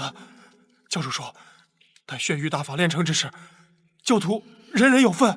那你为何要把死者送回福来酒楼？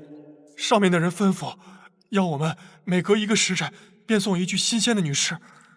我们也只是按吩咐办事，别的我也不知道。既然要这么多的新鲜女尸，那这血神教的大本营，想必不可能只有这1名幸存者吧？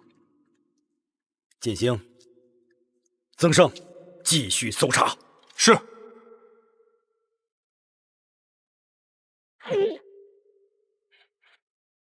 等等。又怎么了？密室在那边。你怎么知道？相信我。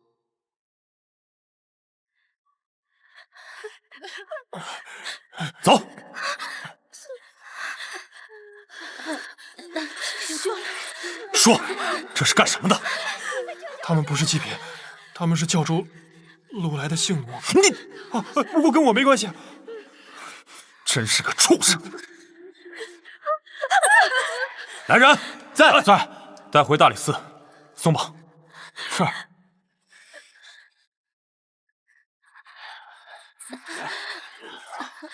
当心。谢谢，谢谢。还好吗？啊？谢兴呢？哎，刚才还在这儿呢。曾涛，血神教主不见了。我就说这姓李的有问题，跟我走。走。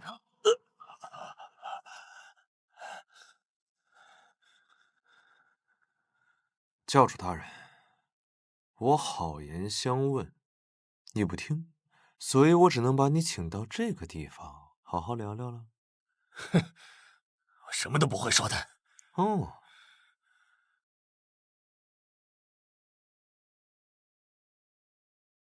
你先仔细听听这风的声音。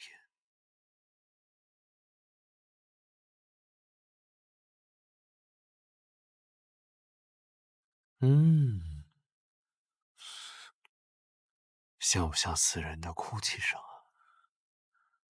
我不知道你背后背了多少条人命，但我可以很确定的告诉你，今天晚上我会把你埋在这儿。碑已经帮你弄好了，当然，头是朝外的。我想想，这黑灯瞎火的，有多少冤魂会来找你算账？你敢动我，血神教3000教徒饶不了你！你们教派涉嫌多起杀人案，很快朝廷就会将他们连根拔起。你好好想想，教主大人，你以为你的那些教徒们还有背后的人真的会来救你吗？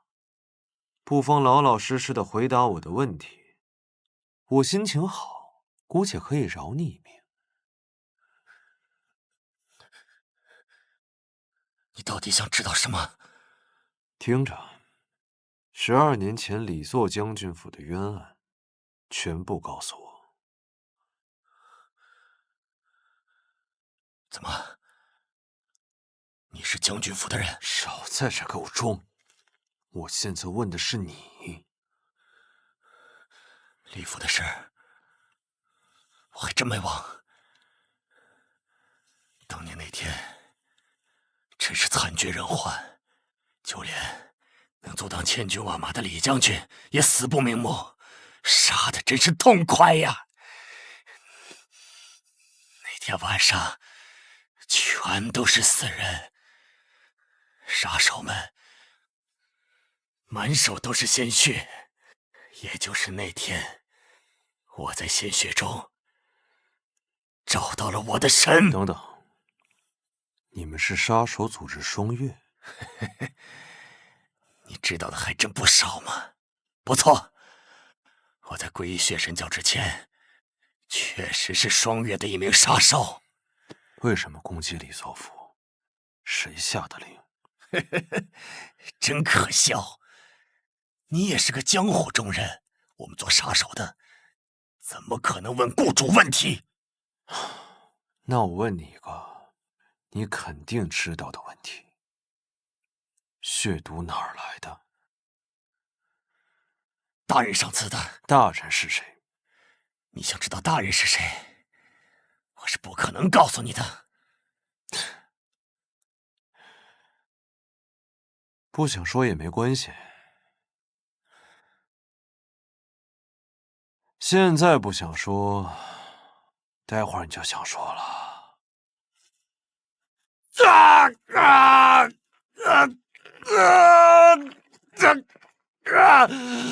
你个疯子！人一共有206块骨头，我有的是时间陪你慢慢缝。说还是不说？血毒是从东瀛传来的，还有其他教派在私底下偷偷使用。血域大法可以永葆青春，我可以把配方给你，但你要留我一命。我现在问的问题是：大人是谁？这件事的罪恶之人不是我，也不是血神教，是如今在朝堂上的那位。血域大法也是他告诉我的。朝堂里的人，谁？蒲正一、李建兴，休要负隅顽抗，赶紧束手就擒。曾捕头是不是搞错了？我是来协助查案的。查案需要把主犯绑到荒郊野岭来查吗？都人赃俱获了，你还敢狡辩？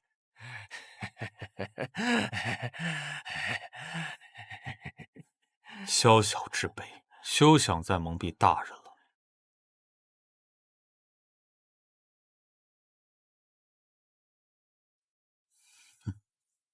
带回大理寺。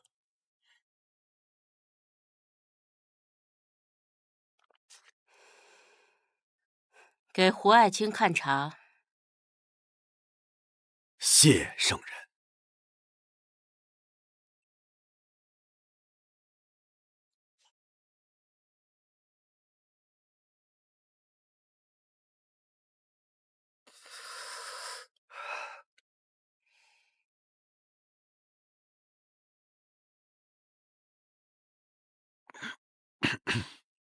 胡大人，怎么了？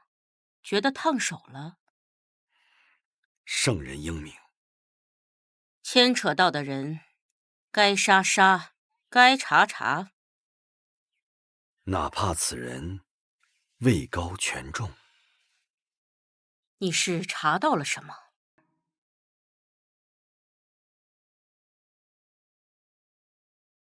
还没有确切的证据，臣不敢说。胡卿何必遮遮掩掩？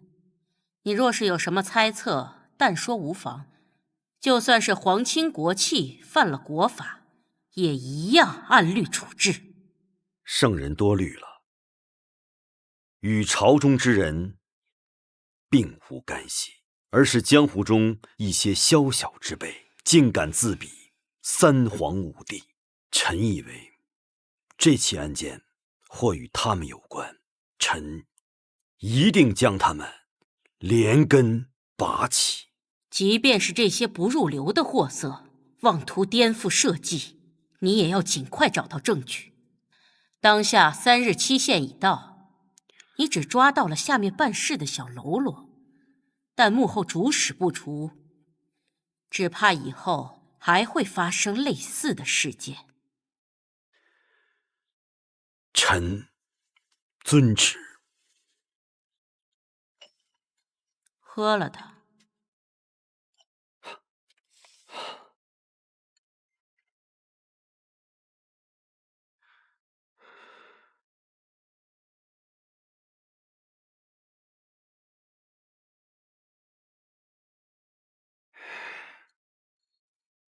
谢圣人。轻点儿。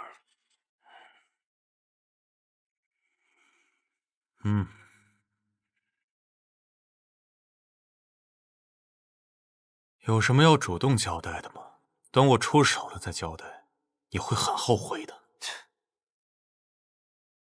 过来。血神教主不是凤凰案的背后真主，他背后还有别人。不错，继续说。继续说。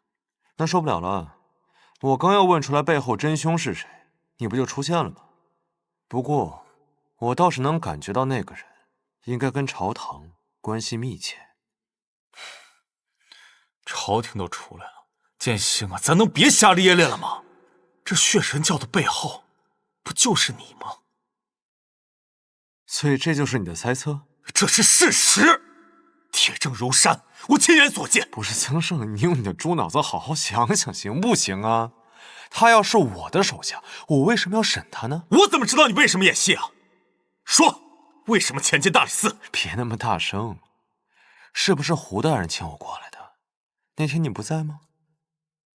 不说什么？不说，我可就要用刑了。随你。李建兴，这里是大理寺地牢，不是你撒野的地方。我倒要看看你有什么倚仗。且慢！大人，大人，曾生，你先出去吧。大人，您再多给我一点时间，我马上就问出来了。怎么问？靠屈打成招吗？大人，大人，这小子虽然替您受过伤，但可能是苦肉计啊！你要违抗我的命令吗？属下不敢。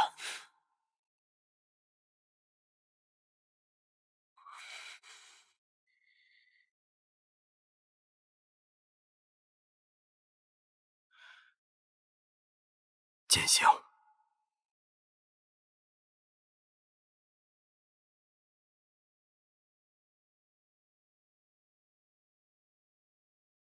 我想起我们第一次见面时，我就跟你说，你到洛阳是来找麻烦的。按说这是你的私事，我不该打探。但是现在，我不得不再问一遍，这个麻烦到底是什么？哎呀，我说了，只是江湖上的小麻烦罢了。你要查12年前的灭门案，这个麻烦可不小啊。灭门案，我怎么听不懂？难道你就不想知道我是如何看出来的吗？大人，你看错了。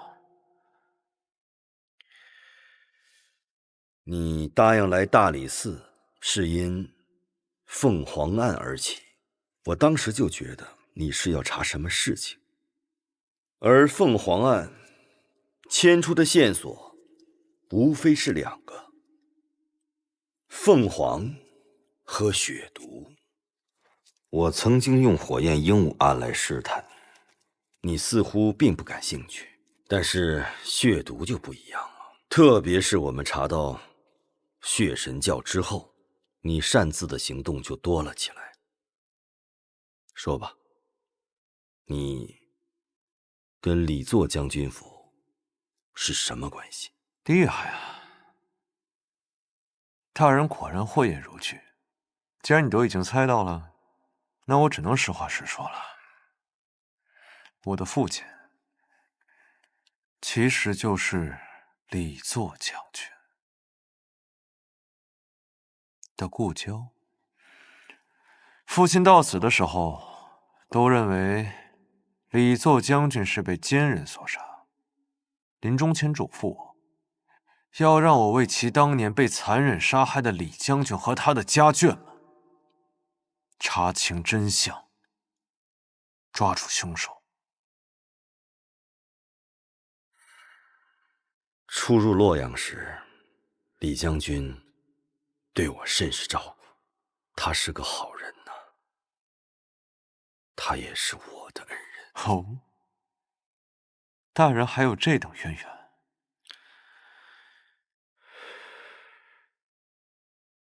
内庄悬案，这些年我一直在让大理寺追查，这一点你我的目标是一致的。怎么，你信不过我？自然信得过。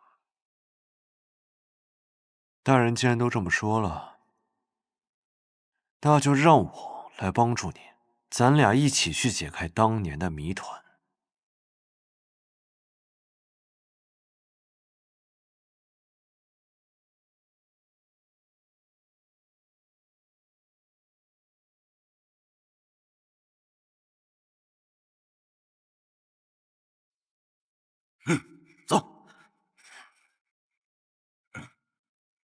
进去。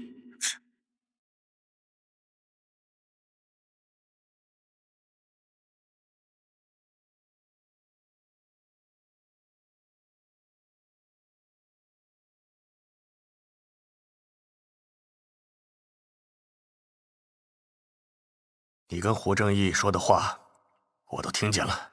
教主，这趴墙偷听的习惯可不大好。想不到李将军还有你们这几位好友，事情都过去这么久了，还没能忘记他。真凶不除，一日不忘。既然教主都已经听到了我和胡大人的对话，就应该很清楚我们达成了共识，所以我很快就会出去。教主，只要你告诉我背后指使人是谁，我出去了倒是可以为你考虑考虑，帮你求情，饶你不死。是死是活，怕是你做不了主吧？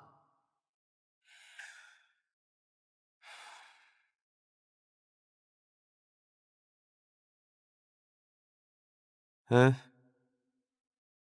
我又没问你血凤凰的事件，况且当年的案子早就盖棺定论了，你告诉我，我也没办法揭发，这个理儿你说是不是啊？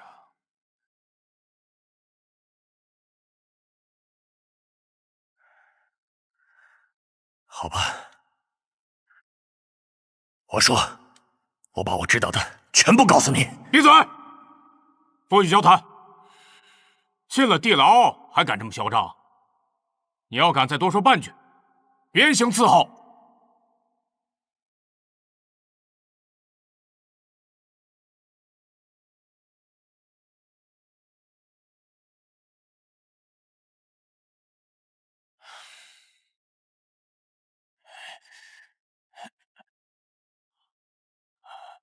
哎，胖子，你咋出来了？啊！哎呦，不行，中午吃太多，吃坏肚子了。你赶紧帮我盯会儿啊！我去趟茅房。没到换班时间呢。对，不行了，不行了！卖白糖喽！卖白糖喽！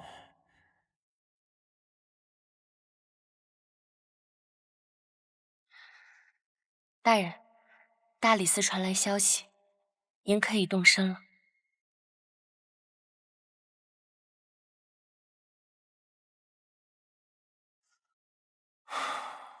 有灰。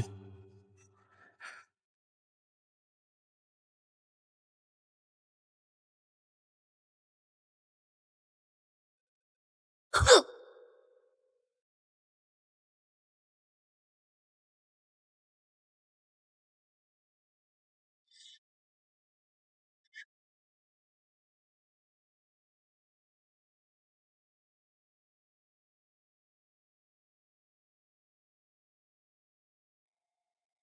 既然做不好事，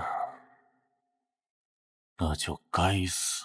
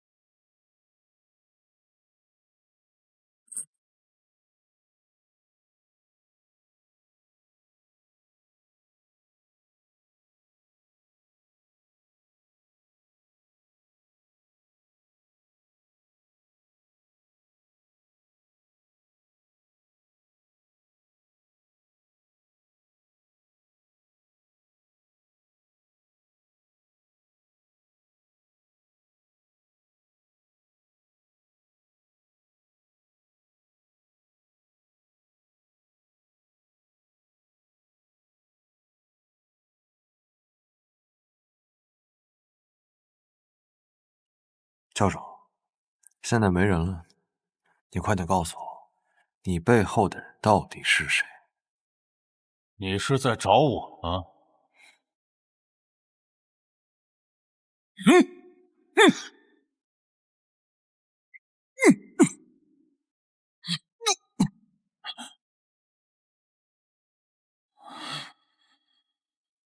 背叛我明帝，受死吧！这是谁？这招叫请君入瓮。你虽然武功很高，但脑子不太好。好一个圈套！不过就凭你拦不住我。那再加上我呢？别拖我后腿啊！还不束手就擒？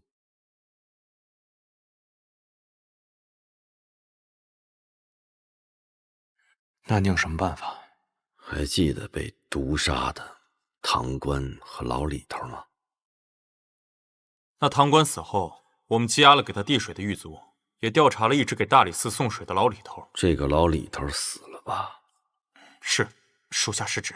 那次事件后，我暗中进行了内部排查，还真找出一个人来，不过一直没有动他。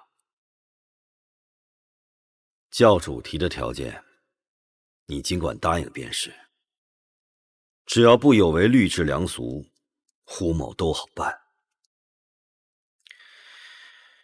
他开不开口不重要，我们只需让幕后之人认为他开口了便是。胡说！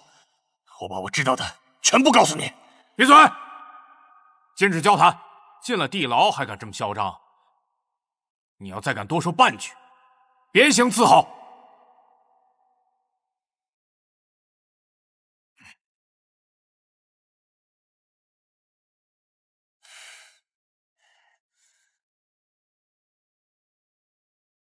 啊，胡大人，你算到了一切，我有一点你们没算到。没算到你比我们想象中更蠢。你没算到我的武功。大言不惭！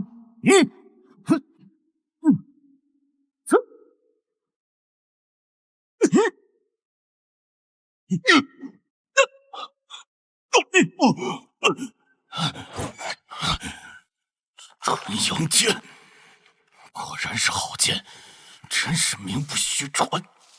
这把剑的原主人，让我以此剑斩杀你这个首恶元凶！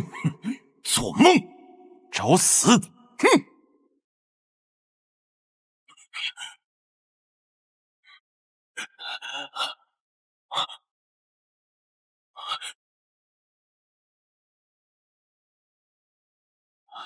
你已无路可逃，还不束手就擒？我明帝跪居武帝之列，岂能乖乖被你们抓住任你们折磨？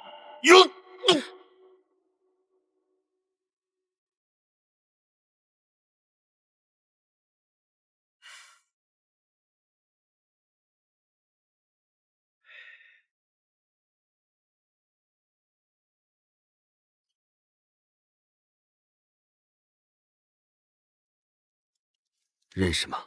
不认识。曾胜在，去查查大理寺通缉令，有没有能和这张脸对上的？是。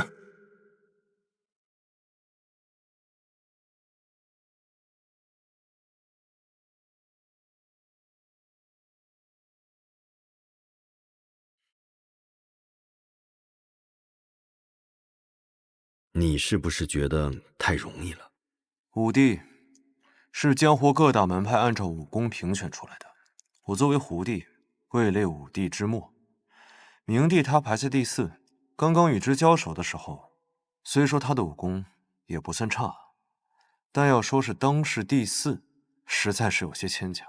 当然，这些都是我自己猜测出来的。大人，现在怎么办？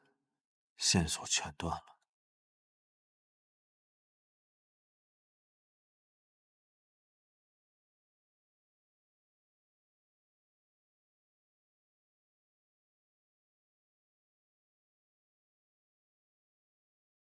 你的主子已经死了，现在可以交代了吧？好，我把我知道的全都告诉你们。7年前，是明帝大人把我从4人队里救出，从那之后，他便把我安置在西域养伤，直到前年，他把我召回，说有一件大事要交付于我。所以，你就到了神都，建立了血神教。对，一开始我们就只是诵诵经，讲讲法，直到2个月前，明帝突然召见我，说要用年轻女子的血液来搞祭祀。后来你们就都知道了，我们血神教杀人放血，制造恐慌。你之前说，李作将军府被屠之时，背后主使是朝堂主人。这个人到底是谁？我只知道，如今那个人身居高位，但具体是谁，我并不清楚。当时我在双月只是一个小喽啰，跟着头目干了不少受雇杀人的恶行，最终同室操戈，死伤大半，也算是报应不爽。好了，我该说的都说了，但求速死。这倒不难，但你若想死后留个全尸，不被扔到荒野被野狗分食，你得答应我一事儿。什么事？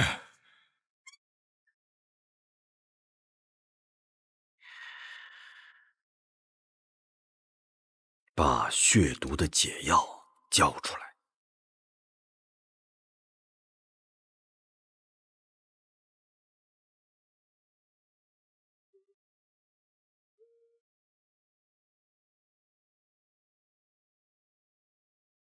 老三死了。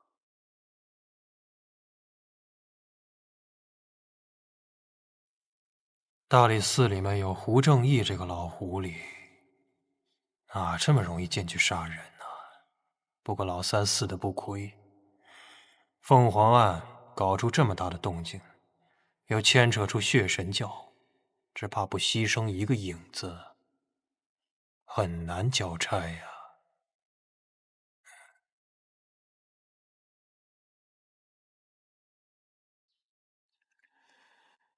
胡正义，血神案就这么草草了结了？剑心兄弟，看来你恢复得很好啊。胡大人，你帮我要血毒解药，我承你的情。但是这个案子就这么草草了结了，还在外面贴告示昭告天下，这件事情是我难以苟同。血神教覆灭，作为元凶的教主也被判了斩立决，为什么不能结案？又怎么能算是草草呢？可你心里清楚，这背后还有主使。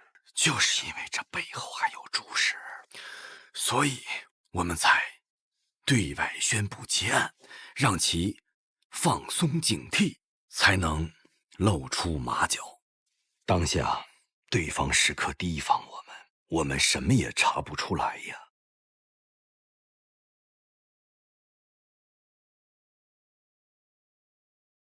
圣人怎么看？这就是他的意思。就是他的意思。你不觉得很奇怪吗？一个江湖中人，练邪功招信徒，非要在都城胡作非为，引起朝堂的注意。除非他就是想在都城掀起一场最大的腥风血雨。明帝那个替死鬼，跟他比起来，还远够不上格呢。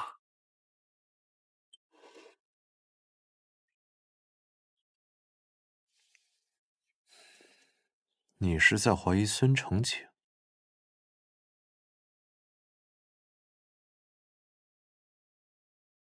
我敢断定，他一定牵扯其中，只是不知他这官上是否还有关。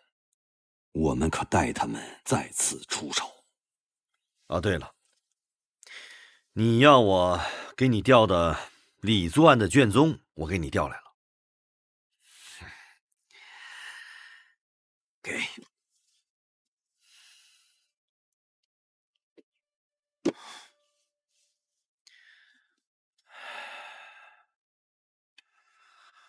唉。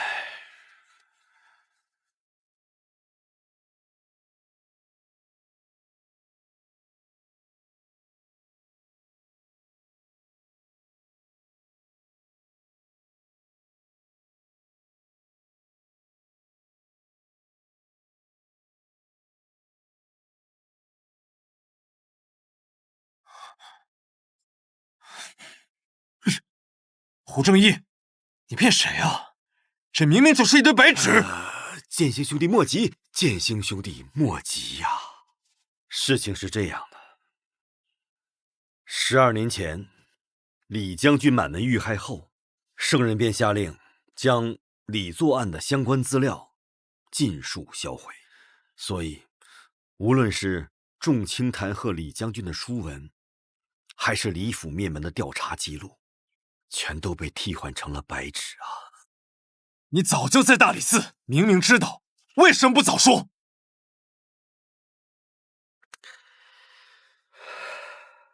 几日前刺杀我的人是一位来自罗网组织的杀手，名叫沈轩。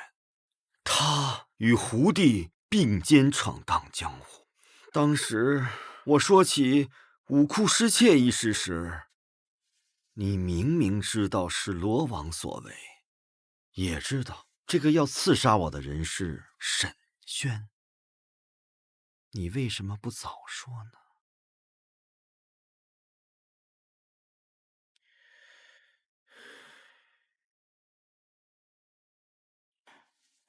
圣人还要召见我，不多说了。放心，你救过胡某2次，你我恩怨，先抵一次。李作案，我会继续帮你查下去。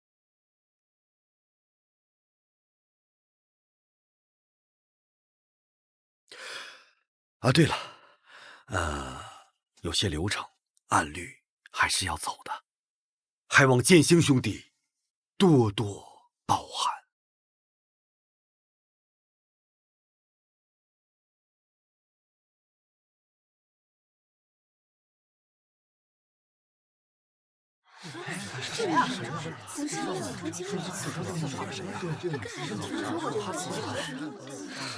吴正义这个老鬼，你当初就不应该对他百般庇护，就该让你一剑杀了他。我打听过了，大理寺并没有真正开始派人追击，或许真像他说的，走个过场。你管这叫过场？现在告示贴的满城都是，我以后出门都要鬼鬼祟祟、提心吊胆的。放心吧，只要我在洛阳城1天，就算你被人抓进去了，我也有办法护你周全。西域，为什么突然去西域？方才圣人召见了胡大人，将西域开市一事全权交与大理寺负责，让我们去西域密谈，与外来使臣节通商之好。胡大人让我通知于你，你也要一同前行。看来此次西行没那么简单呀。如果我没猜错的话，孙承请安排的吧？不错。让我们前往人生地不熟的西域，既可以将我们隔绝在尚未查明的血神案和凤凰案之外，还能在沿途当中做点天灾人祸的手脚，真是一箭双雕啊！那你觉得胡大人会没想到这些吗？1个月后，在凉州有一场摘天灯大会，虽是凉州刺史提议举办，但关乎了我朝与西域各国的友好往来。圣人将此等重任交于我大理寺，我等岂有抗命之理？也是。好了，收拾收拾东西，明日启程。他这招是引蛇出洞。哎，你使唤谁呢？没大没小的。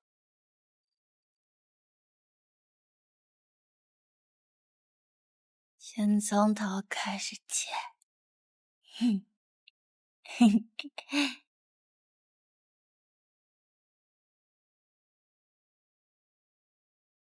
你们都快点快点啊！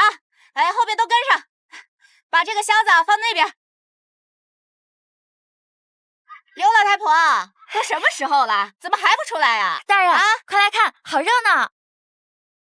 哇，你们快看，这是哪家在娶亲啊？大人，出门逢喜事，这可是好兆头啊！明明是喜事，可是他们家为何挂这个呀？晦气，这灵州什么破习俗？这大好的日子，非要哭哭啼啼。你看这花轿，你看那彩礼啊！走！放开我！你个死老婆子！翠儿出嫁，你在院子里发丧啊！你把女儿推快走进了火坑啊！走！那将军府是冤魂放走的地方。算命先生说了，咱家翠儿八字属木，五行纯阳，专克妖魔鬼怪。骗人！你这个财迷心窍的糟老头子，我才不信你！我不信。柳家婆，许家的彩礼你已经收了，这人今天我必须带走。走！松手！行了。大娘，我问一下，这灵州城的将军府，莫不是已故李作将军的府邸？就是他家，现在里面住的是许员外家。既然传出闹鬼，这个许家为什么不搬走呢？许老爷当年走祸时遇到土匪，嫁出去的被李将军救下。李将军死后，他买下宅邸，也算是为将军守门。哎呦，这样有情有义的一家人，李将军在天有灵，也不会害他的呀。起轿。大人，这明显不对啊！我就问，我的翠，哎，老婆子，哎，大娘，您不愿意嫁女儿，是因为那个宅子里面有鬼魂作祟吗？当年李将军府血流成河，那些冤魂可凶了，全灵州城都知道。哎呀，我这做了什么孽？大娘，那冤魂可曾害过人？没害过人，那还能成为凶魂吗？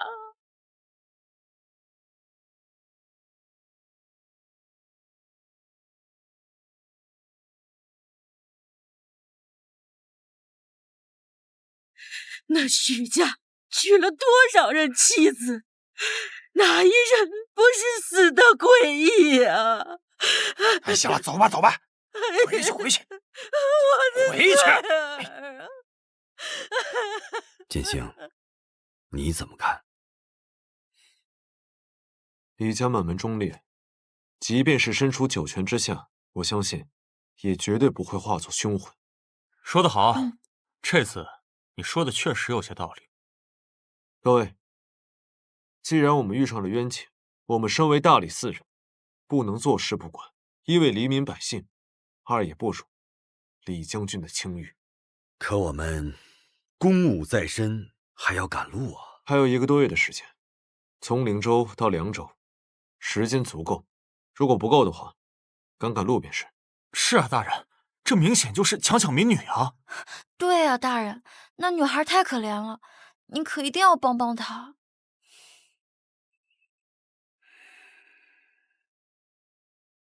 好，既然诸位对此都无异议，那我们就借贺喜之名，去他府上探个究竟。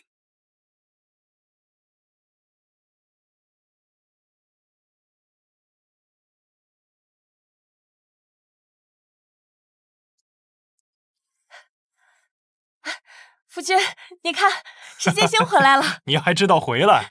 少说两句。建兴，这么久了，你怎么才回来？快让娘看看。夫人，你就是太宠他了。说说吧，这回又去哪里野了？你就少说两句吧，看看还在瘦的。宴席啊，马上就要开始了，娘还给你做了你最喜欢的桂花糕。走，该回家了。建兴兄弟，看似触景生情啊，应该小的时候随父亲来过这里吧？胡大人，你也曾来过这里吧？惭愧，我虽与李将军相识多年，但只在神都拜会过几次，未曾踏足过灵州啊。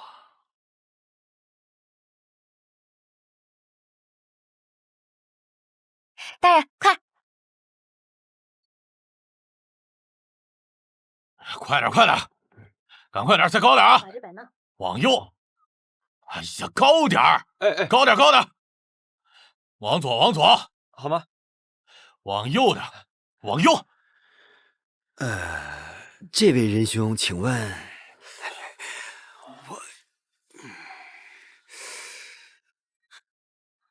啊？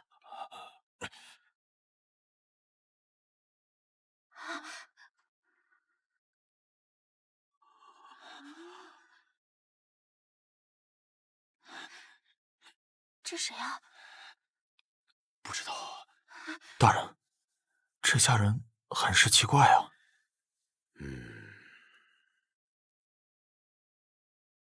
干什么呢？抓紧干，别误了时辰。是。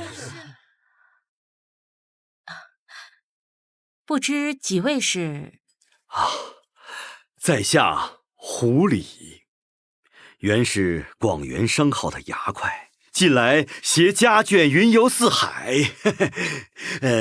这位是我的女儿胡来来，这位英武的少年是我的儿子胡图，这位玉树临风的小哥是我的随行侍卫。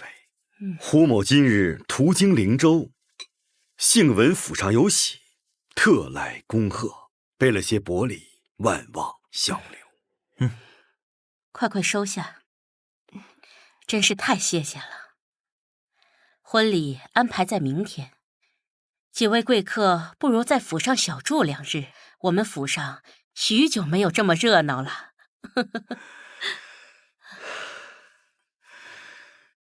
承蒙招待，那就恭敬不如从命了。好，巧儿，随我一起带几位贵客去客房。是，老夫人。请。姐姐请。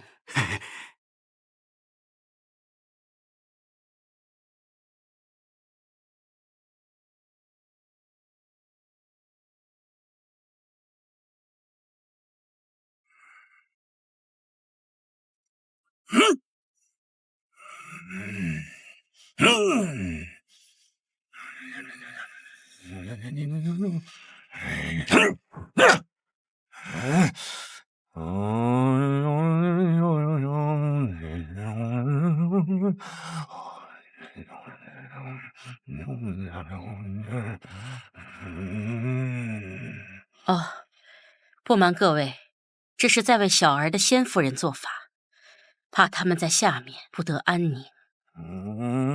这不像是让人往生啊，倒像是在镇魂。想必各位也听说了，小儿许弃言先前娶的几位夫人，都是在这个园子里死的。外面传说，这是李作将军的鬼魂在作祟，纯粹是无稽之谈。当年李将军救过我家相公的命，我们徐府上上下下都感念李将军的好，但外人哪里信？这几年办喜事，愿意来祝贺的亲朋都没几位呀。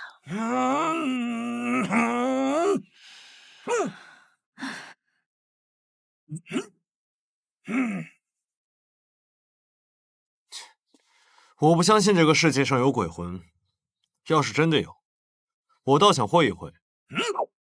哈哈，年轻人，要知敬畏，可知那冤魂可在看着你呢。我不做亏心事，不怕鬼敲门。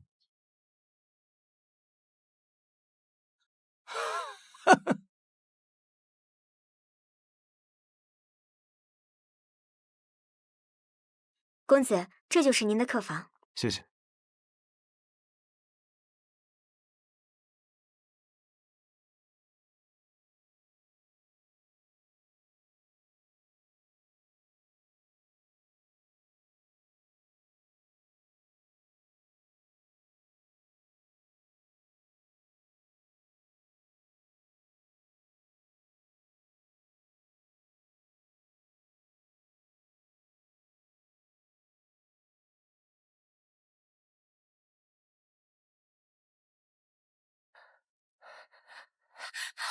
建行，建行，建行，娘，我怕。建行不怕，娘在呢。一会儿，不管看到什么，都要像你爹一样，做一个顶天立地的男子汉，好不好？好。这样，娘带你去咱们之前玩捉迷藏的密室，咱们一定要藏好，好不好？好，一定要藏好啊！走。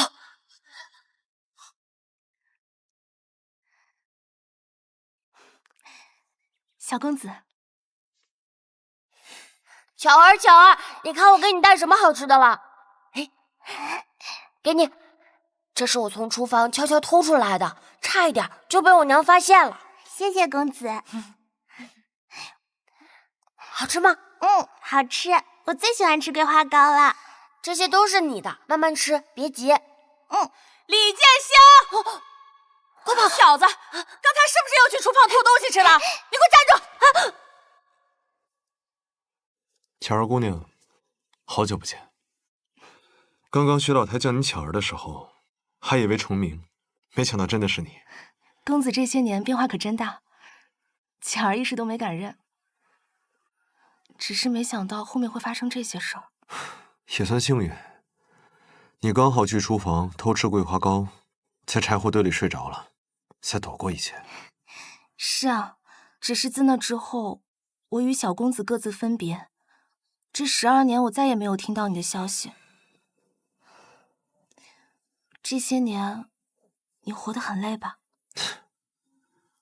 我还好，倒是你，怎么又做起丫鬟来了？我一个穷苦人家的女儿，就是当丫鬟的命。况且，李夫人当年待我很好，我对这个地方总归是存着一份感情的。对了，巧儿姑娘，帮我一个忙，我的身份不要告诉任何人，包括与我同行的那几位。公子放心，巧儿明白的。谢谢。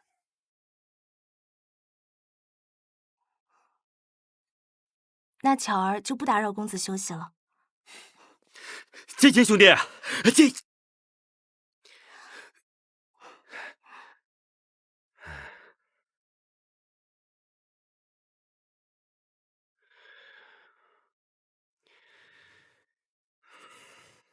建行兄弟还真是招蜂引蝶呀！听胡大人的语气，嫉妒了？先前大理寺有一个案子，一个花心男因为四处留情，被几个女子活活分了尸。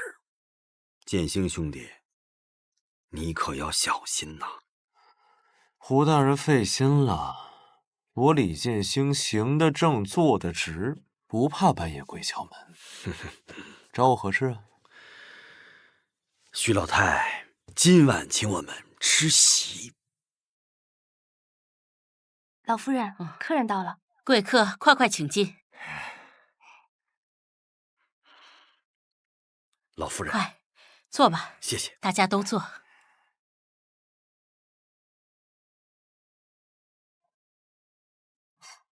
你一个侍卫，怎么能僭越入席呢？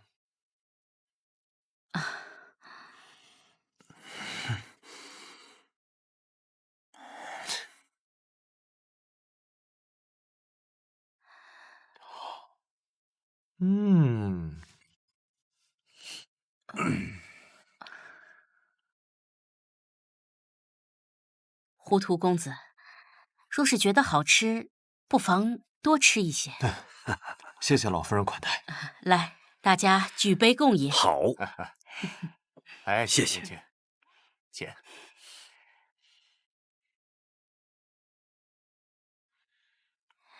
哎，夫人，令公子怎么没来？哦，他身体不舒服，今晚就由老身来招待各位。哎呀，这许公子真是好福气呀！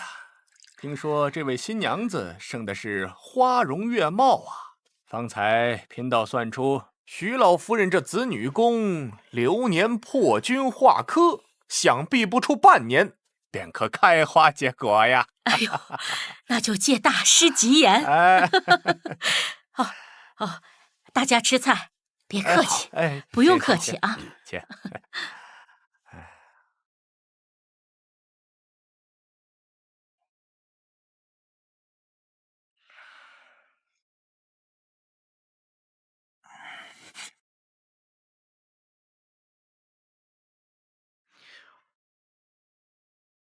哼，道长为何这么爱吃醋啊？莫非你是山西人？不错不错，贫道乃是山西滨州人，同乡。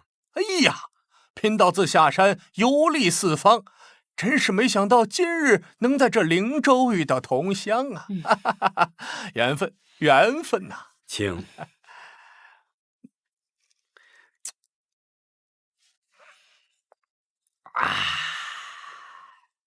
好酒啊！素闻滨州晋阳香火甚旺，道长就没想过回滨州发展吗？像贫道这样，做一个酒肉道士，一生逍遥自在，何须回乡啊？也有道理。请。请。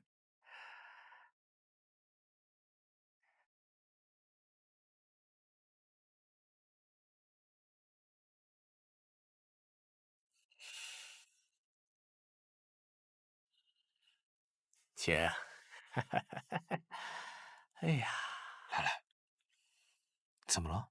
不劳少侠费心，慢慢吃吧。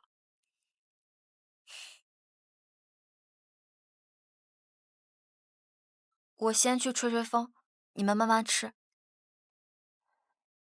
来，我陪你。别跟着我。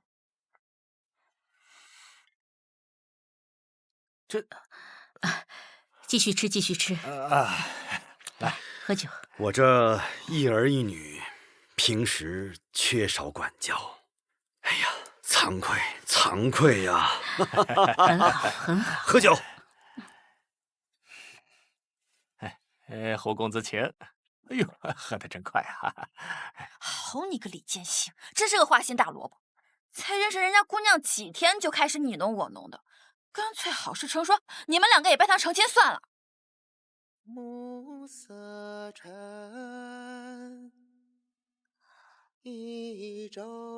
怎么有人在唱戏啊？这么晚，谁在唱戏啊？有梦绕心间。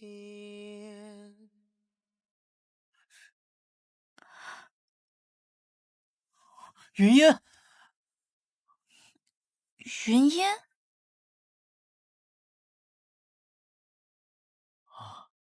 抱歉，天色太晚了，我认错人了。你是？在下许弃言。原来是许公子啊！我不是故意要闯进来的，我是胡来了。我刚刚就在那儿的时候，听到有人在唱戏，我才过来看看。姑娘也喜欢听戏吗？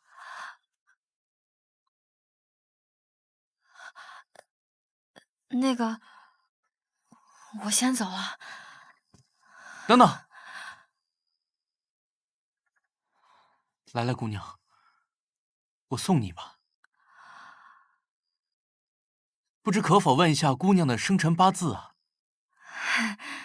许公子说笑了，哪有一见面就问姑娘生辰八字的？我还是自己先回去吧。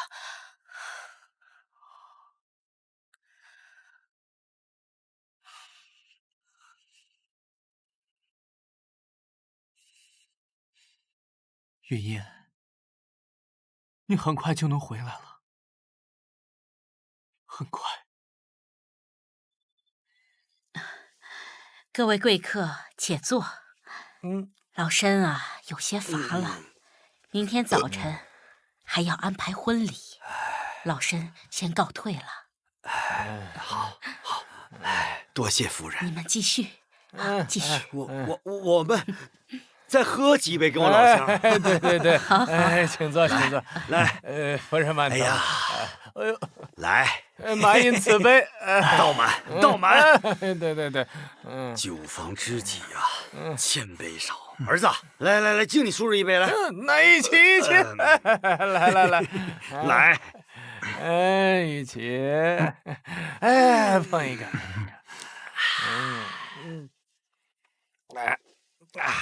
坐。哎呀，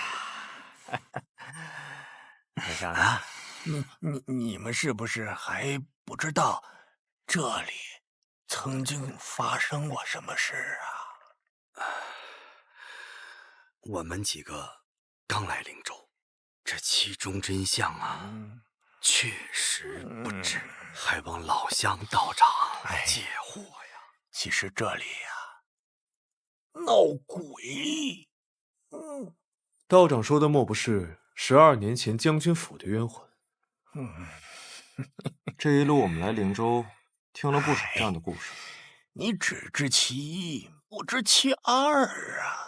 话说，这许家大公子许弃言，早年间呐，其实他娶过一房爱妻，名唤云音。婚后，这夫妻二人十分的恩爱，可不知为何，不到1年的时间，那个叫云音的女子便猝然身过了。那道长，您的意思是将军府的冤魂害死了云音？哎，阁下若如此分析，那逻辑上就说不通了。你们想啊，将军府被屠，那都是10多年前的事儿了。若真生出冤魂邪祟，为何这么多年来一直相安无事，偏偏要等到近2年，却忽然冒出来加害一个没有半点关系的女流呢？为了得知真相，贫道便开启天眼神通，看了那只鬼一眼。结果，你们猜怎么样？怎么样？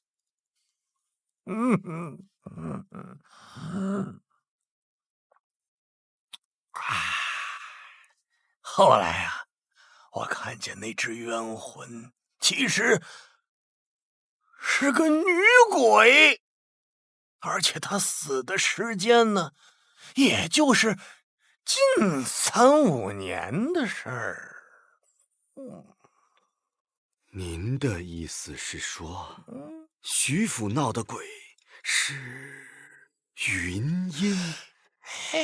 那如果许弃言和云音真的相爱，他又是被他照顾病死的，道长，我问你，何必生出如此大的冤屈，变成作祟的冤魂呢？你怎么知道他是病死的呢？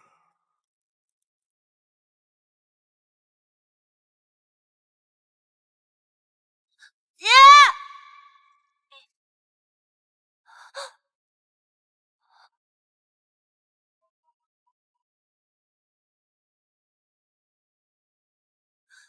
爹！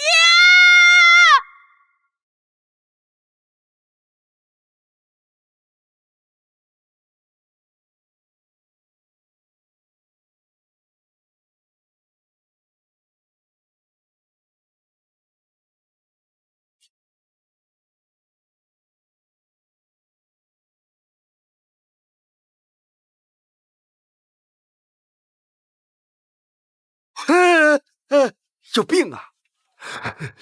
我看你才有病，大晚上的不在自己房间睡觉，跑我床上来干嘛？嘘！我刚才起夜，看到了一个奇怪的东西，特来找你商量。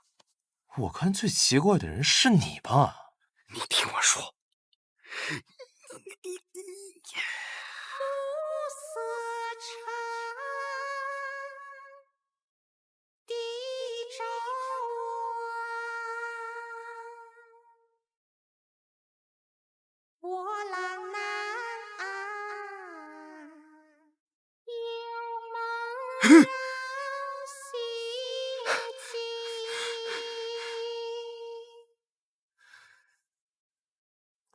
一个满脸长发的女鬼突然就消失了。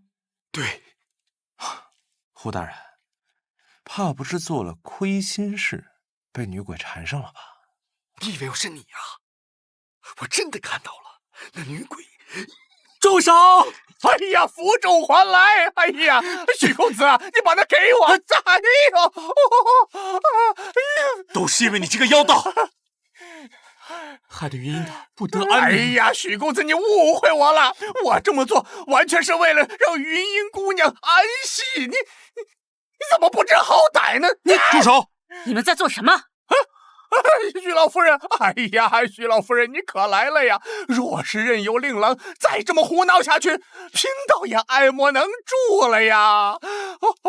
刚才贫道在房中听得真真切切，那一声声的唱戏声传来，想必各位也都听见了吧？我听到了。哎，你看看，我也听到了。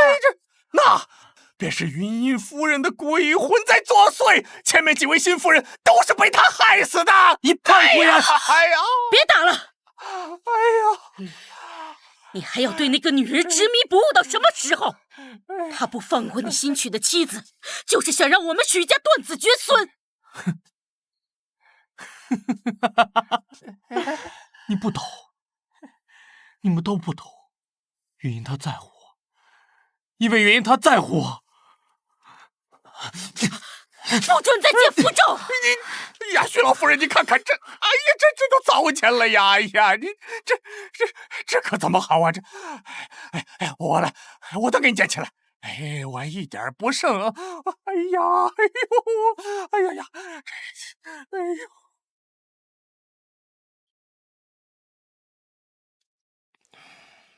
巧儿姑娘，许气言的先夫人，她到底是个怎么样的人？云英夫人在我来徐府之前就已经过世了。不过自那之后，府里时常有人听到她的声音。我们家公子也一直忘不掉她。这戏台也是因为她生前爱唱戏，所以才搭建的。忘不掉，还一直娶亲呢？想娶亲的不是她，是老夫人。我们公子拗不过，可娶来一个死一个。大家都说是云英夫人的鬼魂善妒，容不得丈夫再娶新人。小公子，这个府里现在确实怪异的很，我劝你们还是早点离开为妙。那巧儿就不打扰公子休息了。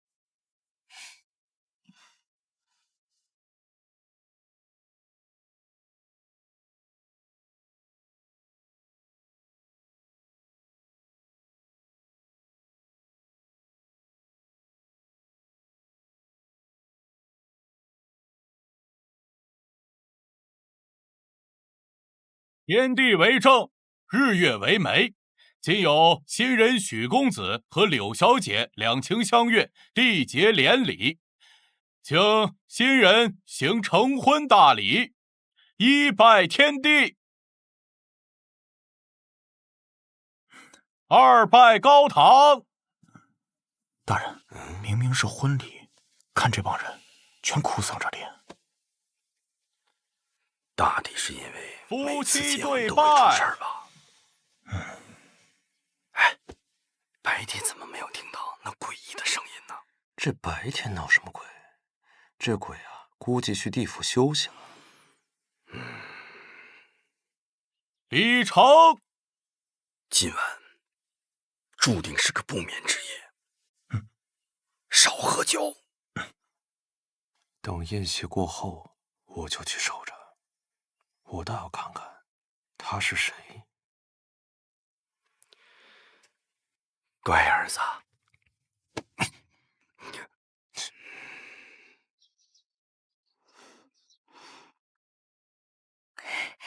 巧儿姑娘，巧儿姑娘，巧儿姑娘，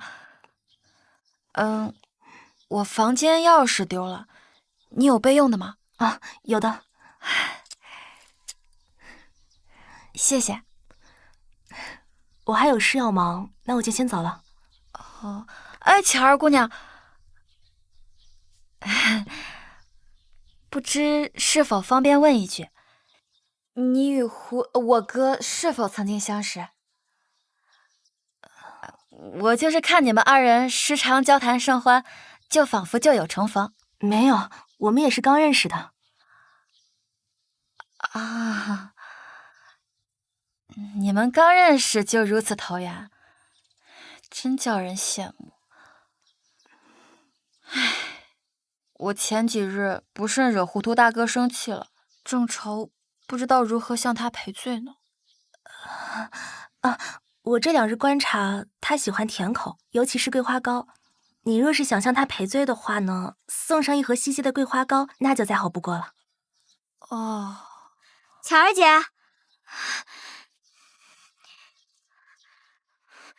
巧儿姐，你怎么还在这儿？老夫人正在到处找你呢，快走吧。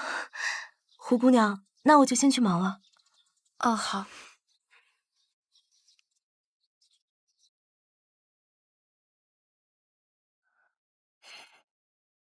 连最喜欢吃的桂花糕都知道，还说不认识呢。果然有事瞒我。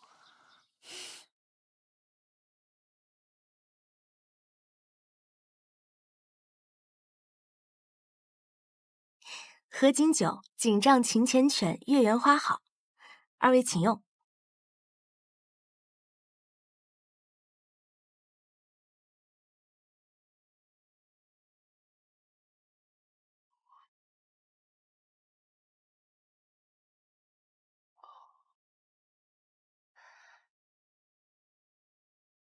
相公在看什么？云音应该是要来了。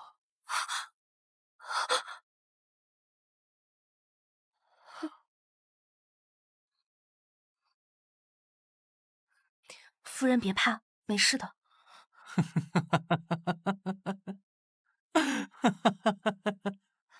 相公他一直都这样吗？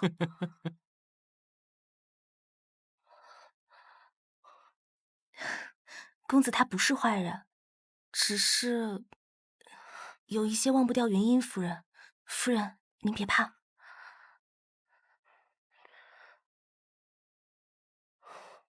我酒吃多了，有些乏了。那奴婢帮您卸掉钗环。好吧。人生得意须尽欢。老夫人，今日啊，我们难得欢聚一堂，喜气洋洋。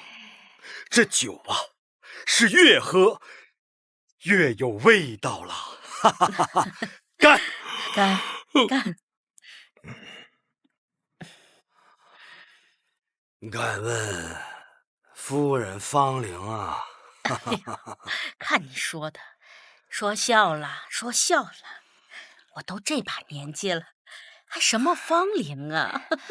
我去喊钥匙。我也去。啊，你俩要去哪儿啊？你不是侍卫吗？大人都喝多了，给我留这儿。大人，我这退下。好。许公子。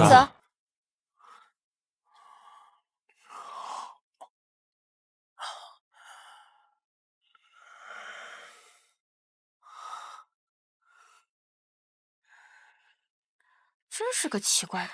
我们再喝一杯。算了算了算了。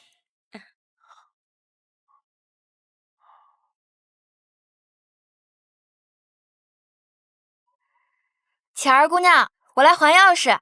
来了。巧儿，钥匙还给你，谢谢。不客气。那我就先回去了。好，你先忙。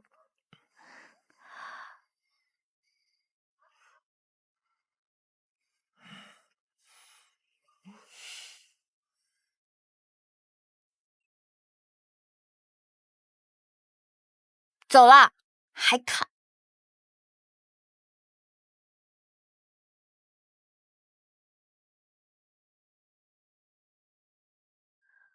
唉，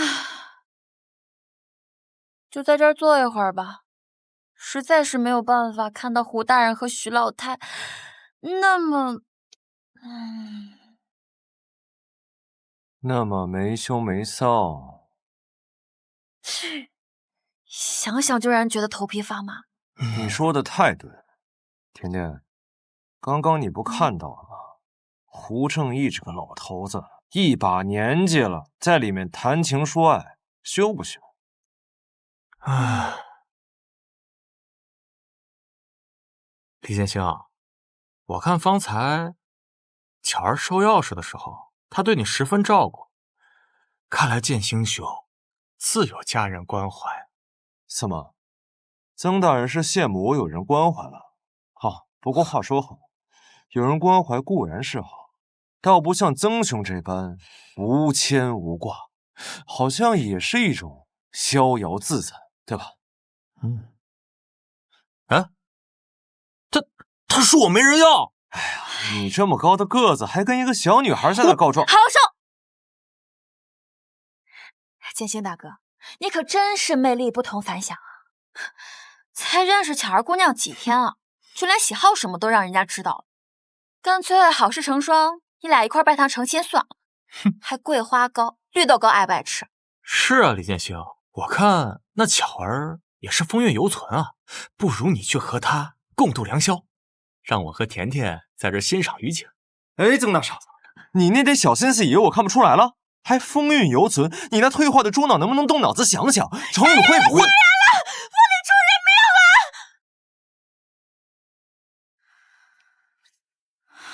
确实是上吊而死，而且这里就是第一案发现场。怎么说？根据死者脖颈上的勒痕方向可以看得出来，他不是被人勒死的，而且地上有秽物，这是上吊而死的人会出现的失禁情况。哎，你们快闪开！啊，这究竟怎么了？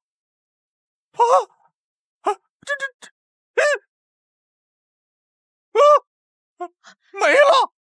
哎呀，怎么都没了？我的那些法器呢？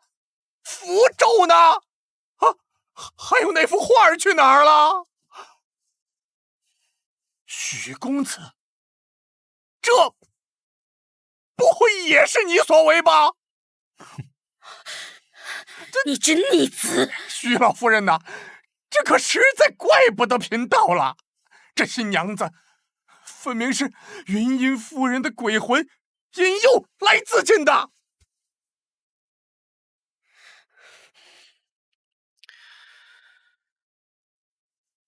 还有个疑点，如果柳氏是自己走过来自杀，那她的足衣为什么这么干净？所以，凶手是将失去意识的柳氏背到了这个案发现场，然后再吊到了这个房梁之上。各位，报官吧。不可。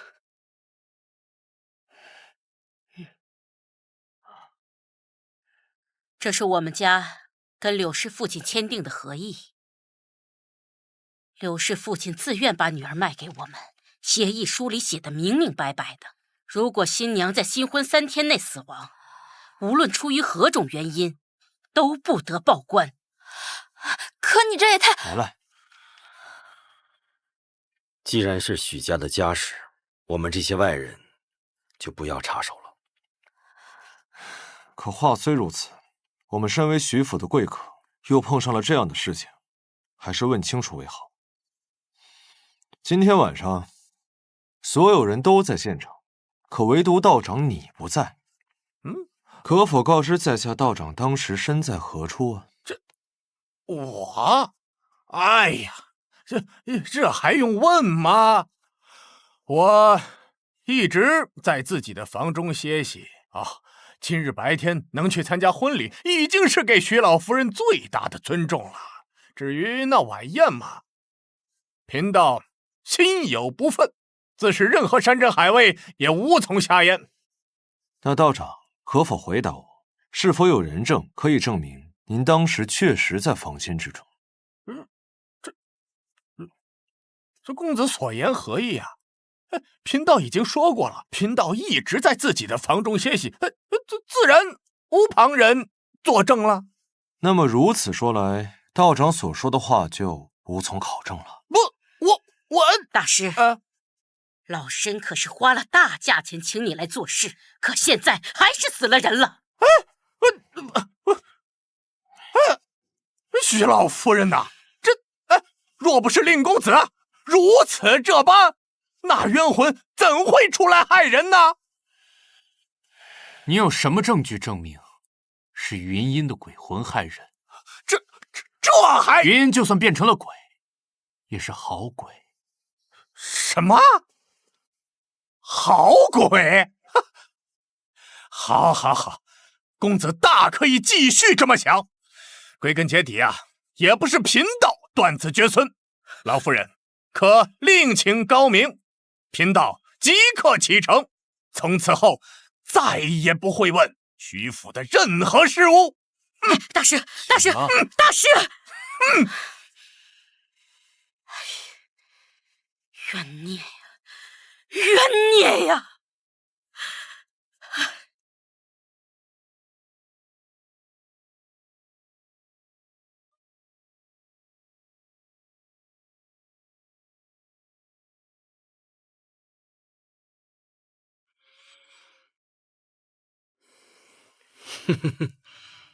没事，你们聊，就当我不存在。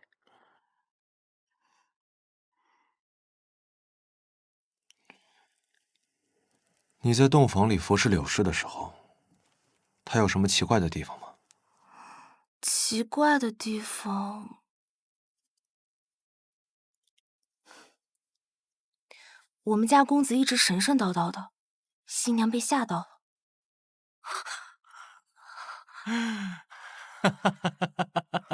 相公他一直都这样吗？有一些忘不掉原因，夫人。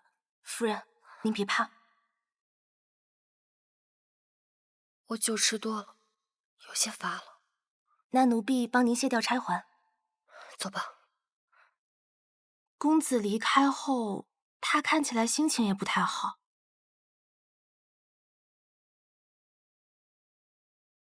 巧儿姑娘，我来还钥匙。好的，我马上来。夫人，来来姑娘过来还钥匙，我先去拿。去吧。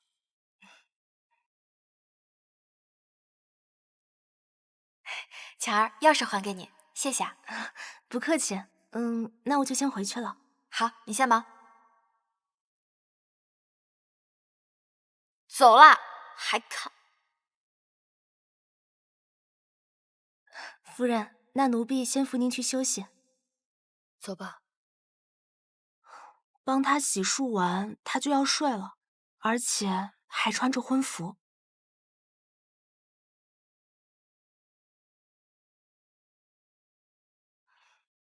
夫人，那您先休息，我先下去了。去吧。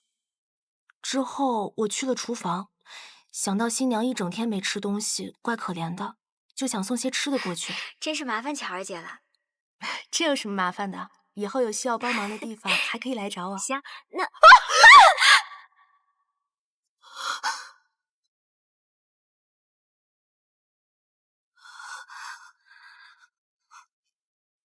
我陪来来去还钥匙，见到了许七言进入了前厅。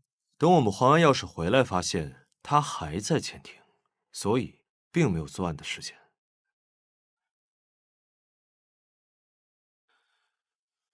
行了，天色也不早了，你也怪累的，早点回去休息吧。好，那我就先走了。公子有事再唤我。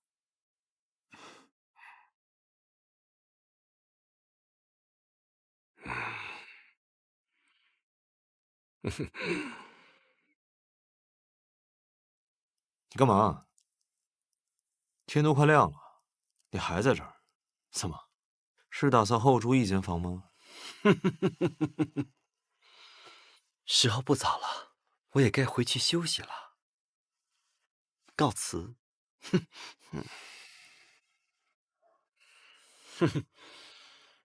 告辞。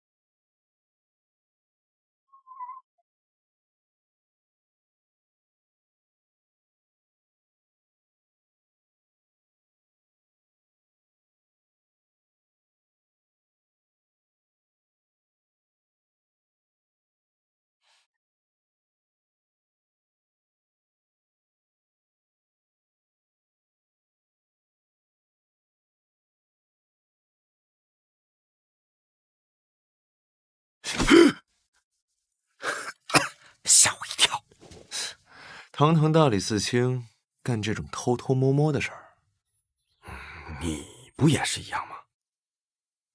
查到什么没有？带我探探。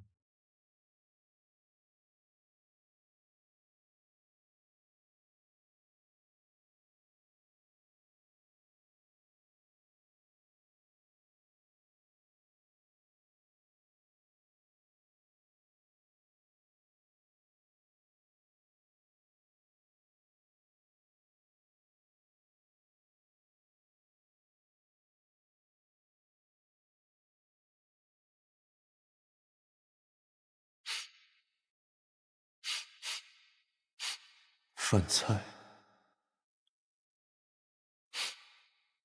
胭脂、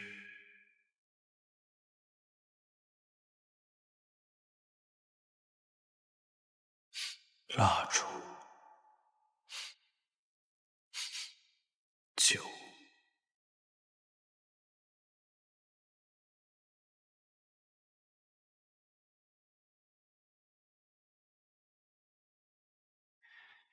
怎么样？没有秽物的味道。那种味道，即便房间被打扫过了，以我的鼻子也是能够闻出来的。不大可能是在这个房子里吊死之后，再移到戏台上的。你就没闻出别的什么味道来？都是这个房子里本该有的味道，没什么特别的地方。出去看看。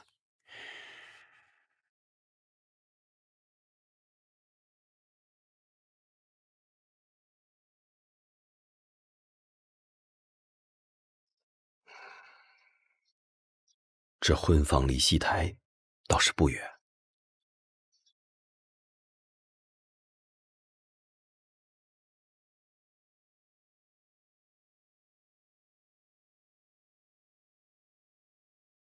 按理说，柳氏自杀一定会自备凳子。不过，这只旧凳子也不太像是婚房里的东西。婚房里只有带靠背的椅子，不方便挪动，也不方便用来上吊。据巧儿所说，新娘应该没有离开过婚房。那这只凳子，会不会是凶手为了伪造自杀现场而从别的地方搬过来的？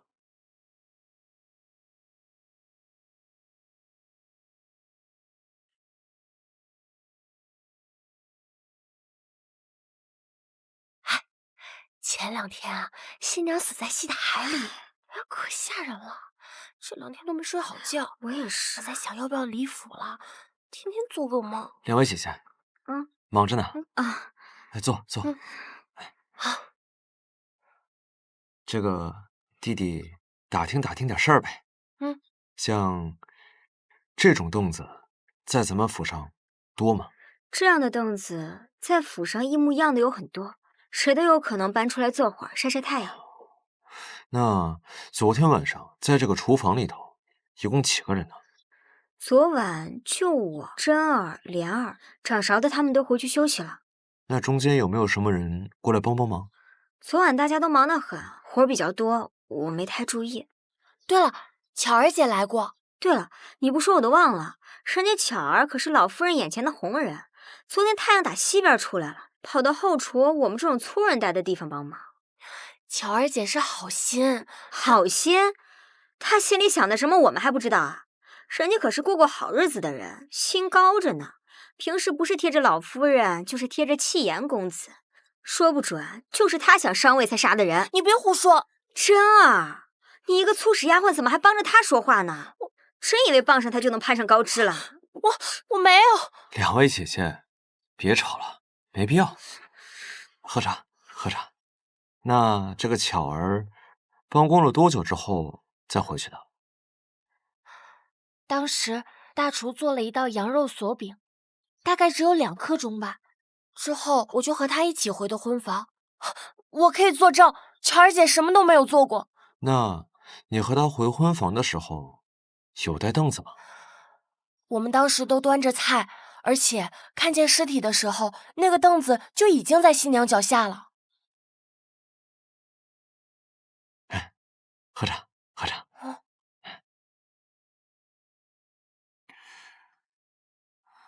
如果按他所说，巧儿在厨房里待了2刻钟，那就意味着我和甜甜送完钥匙之后，巧儿在婚房里待了不到半刻钟的时间就进了厨房。这么短的时间不够他降完凶，再将尸体运到戏台。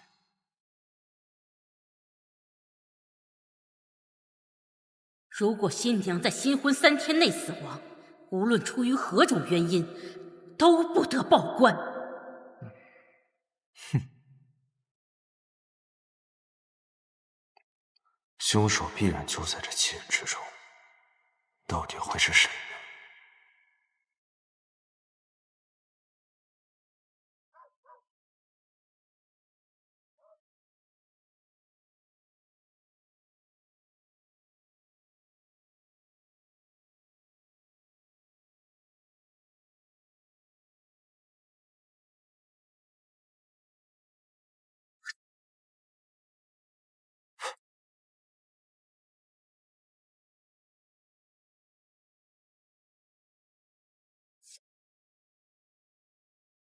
这边房梁居然没有灰尘，栀子花香，是婚房里的胭脂味道。新娘明明是在房梁下吊死的，胭脂味怎么会留在房梁上？难道她还爬上过房梁不成？看来是凶手将昏迷的新娘脖子上套上绳子，平放在房梁上。新娘稍有翻身，就会失去平衡，滚下房梁，形成上吊的效果。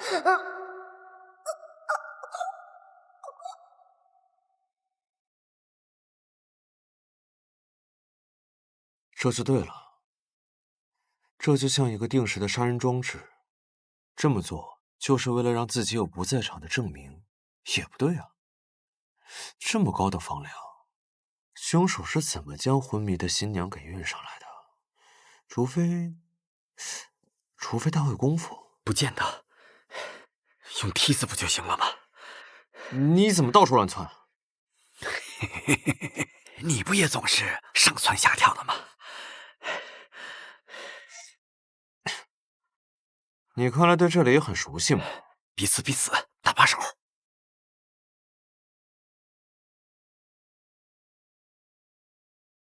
扶着点啊！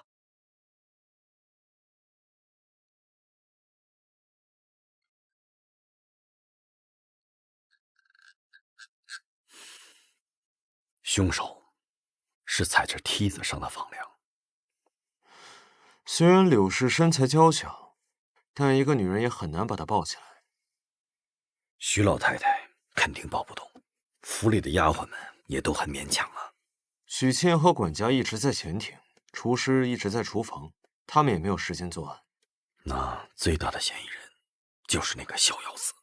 昨晚他全程不在席上。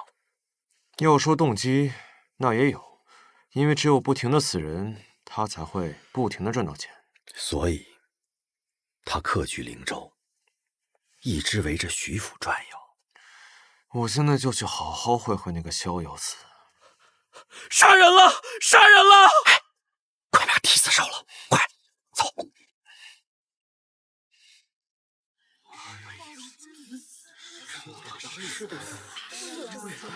尸体上有余温，应该是刚死不久。可发现什么端倪？我已搜查过四周，并未发现有可疑的人。连大师都死了，这冤魂也太厉害了吧！住口，还不退下！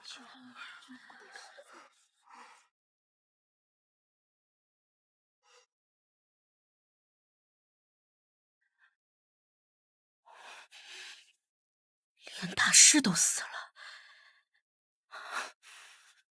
难道这府上真的是有冤魂在作祟吗？夫人莫急，明日我去找一位更厉害的道长前来做法。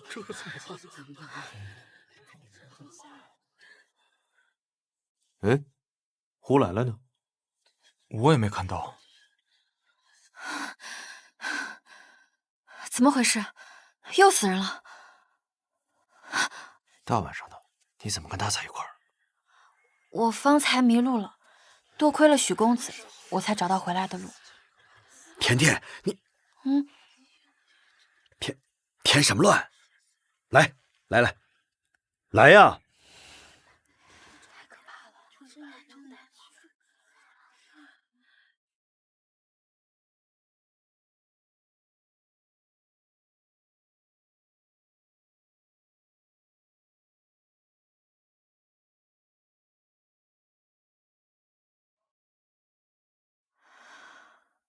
死者颅骨断裂，生前应该遭受过强烈的撞击，是被人打死的。这么看来，冤魂索命只是个幌子，真正的凶手就在这个院子里。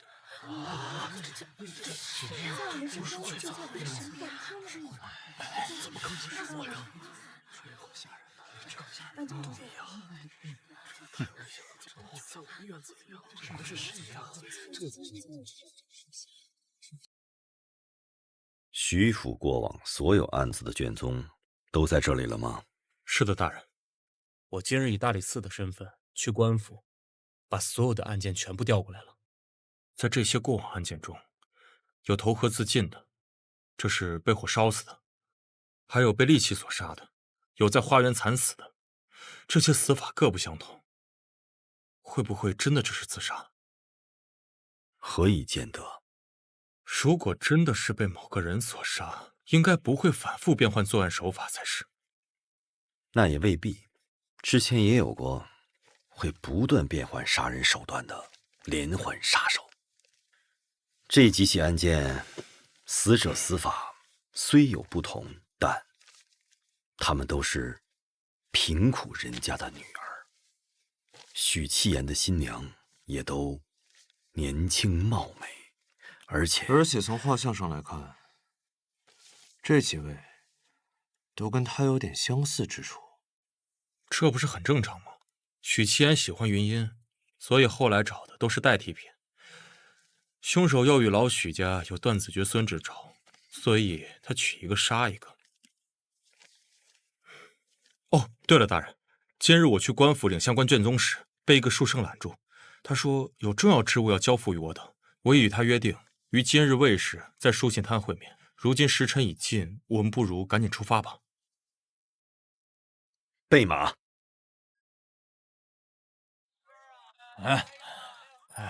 姑娘慢谢公子。那几天膏药这位是大理寺卿胡大人。好差不多了。见过几位官人。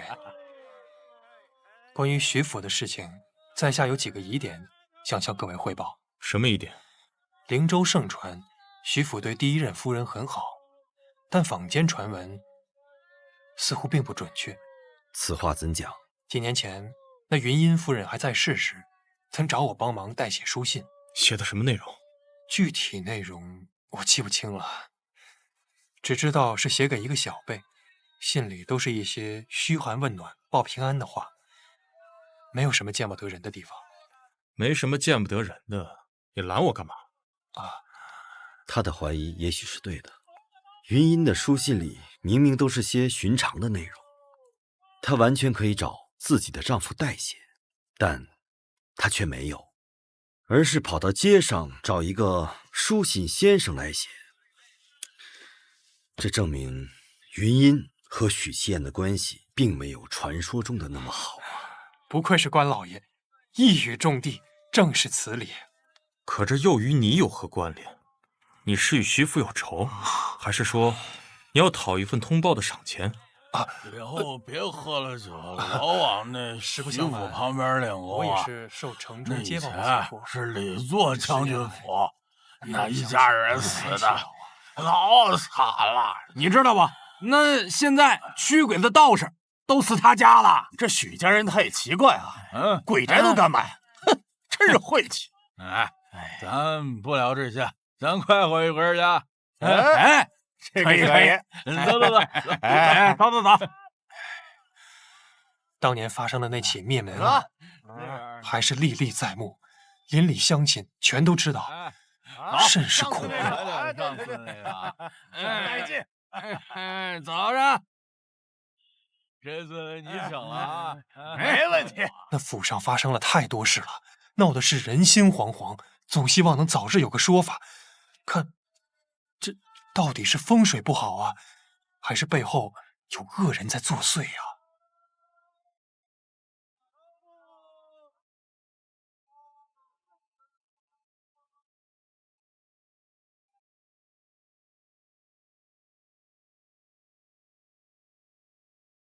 云英夫人喜欢玫瑰，齐颜公子就为她修建了这个花园；云英夫人喜欢唱戏，齐颜公子就为她修建了这戏台。哦，还有这个妙音斋，也是因为她才叫妙音斋的。那巧儿，云英是怎么死的？我来府里的时候，她已经过世很长时间了。虽然外面的人都说她是冤魂害的，但府里的老人都说好像是病死的。那你知道是什么病吗？好像是肺病。肺病。那云英过世多久之后，许希言才开始娶妻的？差不多过了个3、4年吧。3、4年，好像也不算太薄情。据说云英夫人刚去世的时候，她心里难受，整日沉迷于制作纸人。后来有一天，不知道为什么，她把所有的纸人都烧毁了，只留下了一具与云英夫人最相似的，留在这个妙音斋里，日日与那纸人对望。柳氏的葬礼定在明天。公子，你有所不知，老夫人发话了，柳氏的葬礼一切从简，今晚就要下葬。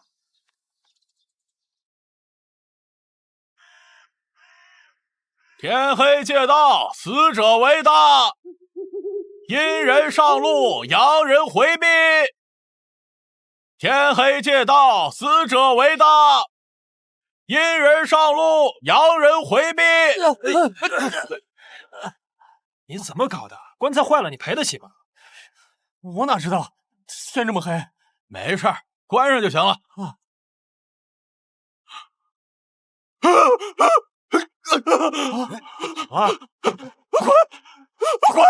滚啊！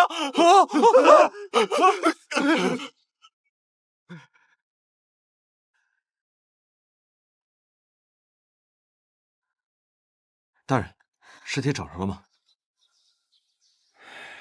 找不到也找不了，现在灵州的捕快都忙不过来了。忙不过来？不是为什么呀？哎呀，你嚷嚷什么呀？灵州近郊刚平息了一场山匪作乱，官府全都去大力搜捕余寇了。那也不能把我们的案子晾在这儿吧？就是。对他们来说，这就是一个小小的新娘尸体失窃案，办成了也没什么奖赏。那边可是上了通缉令的要犯，抓到了是有重赏的。这帮见钱眼开的废物，太过分了。那棺材呢？你们看到了没有？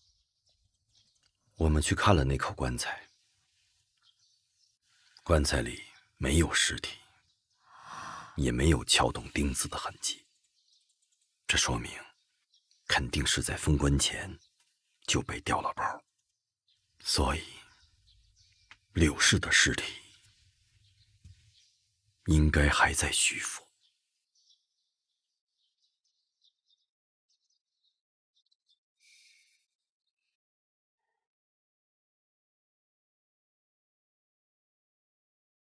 这样，我们分头行动，分开来找，晚上去我房间会合。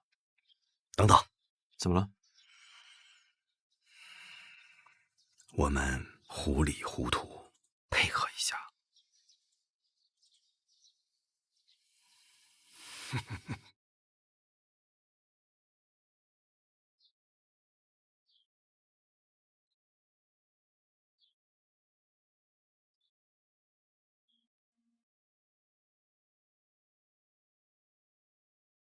许公子，这下雨天，你为何不在屋里休息，反而跑到这儿来浇花啊？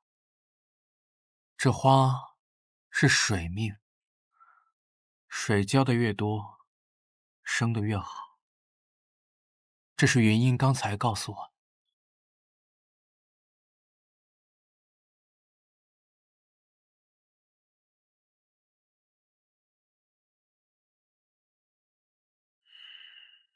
敢问许公子，先前的几位夫人都是怎么过世的？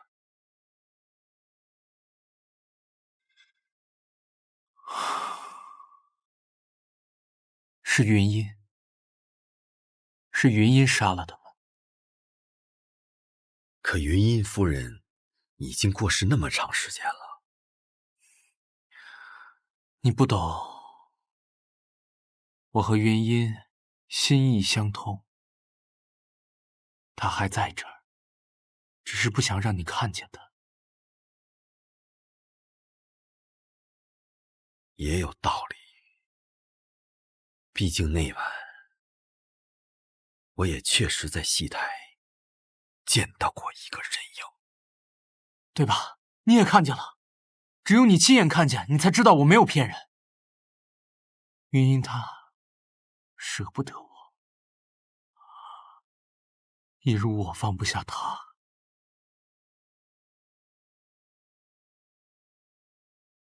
好痴情的男儿啊！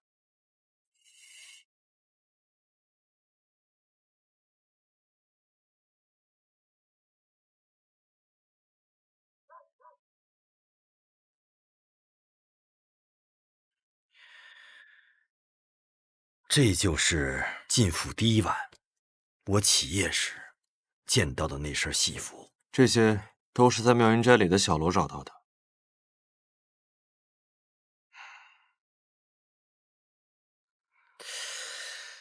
奇怪啊，你说这也不像是女人的尺寸啊！莫非云英比寻常女子高大？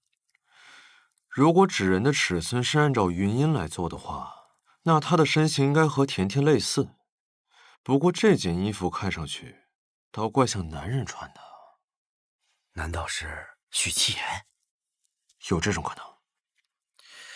若是这样的话，我进府第一晚看到那个唱戏的女子，就是许七言假扮。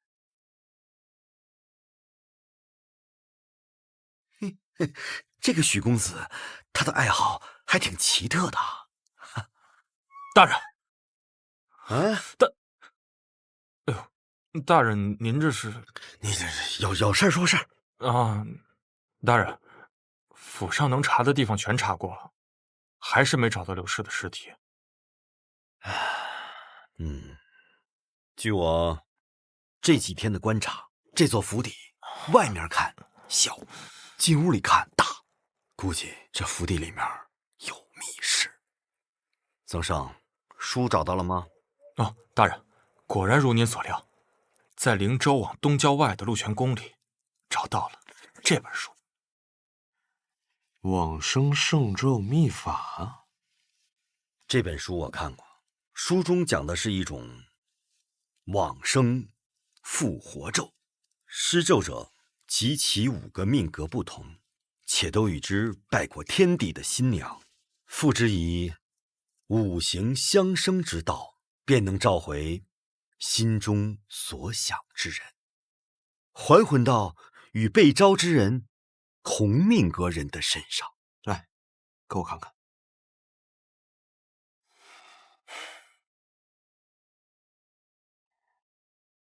难道是许七言想用娶妻之名来复活云英？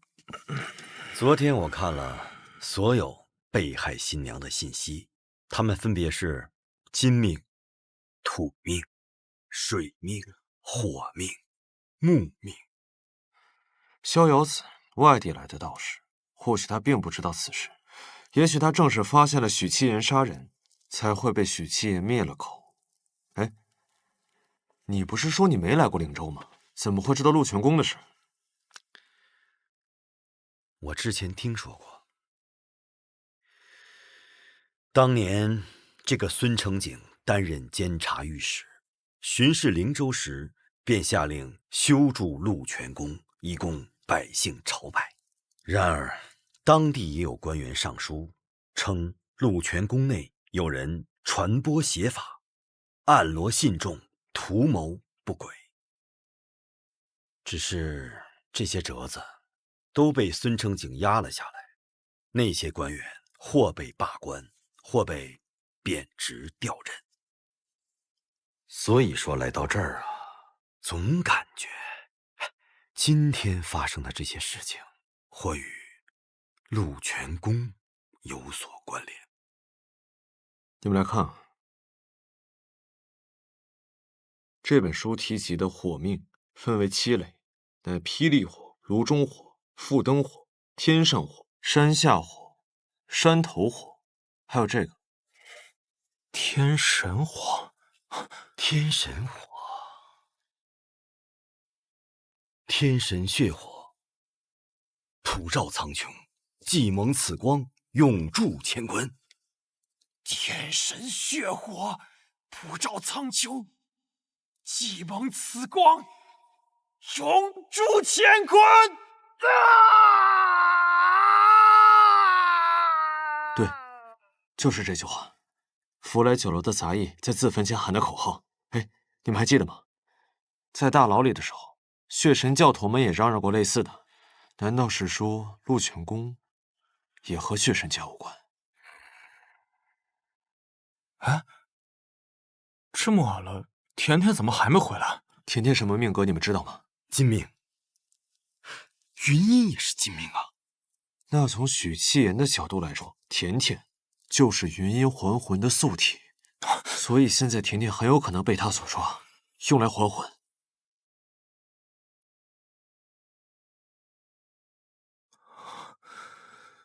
若是这样的话，甜甜现在应该跟柳氏的尸体藏在了一处。此刻甜甜绝对被关在密室中，可是徐府这么大，我们上哪找密室啊？我知道。走。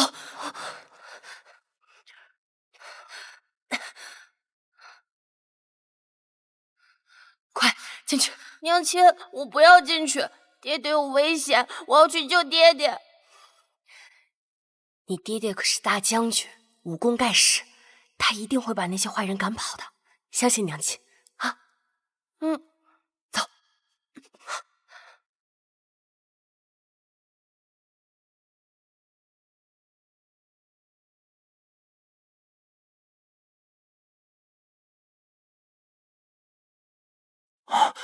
怎么这么多纸人？而且这些纸人和妙音斋里云音的纸人一模一样。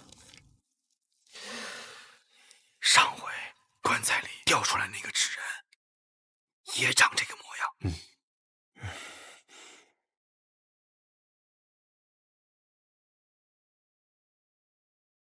甜甜。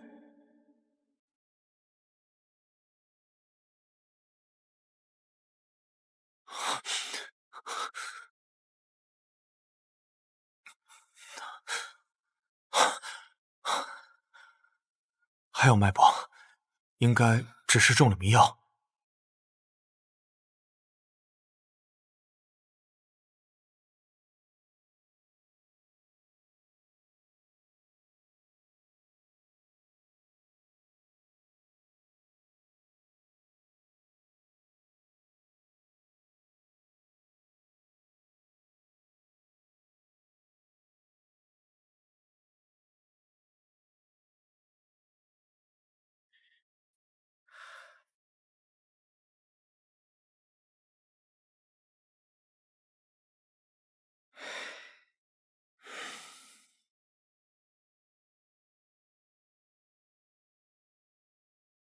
邪法欺我，世间再无云音。多痴情的人呐！李剑兄，这间密室除了你，只有他才知道，所以凶手应该是畏罪自杀了。复活术不行，就失去信仰了，畏罪自杀了。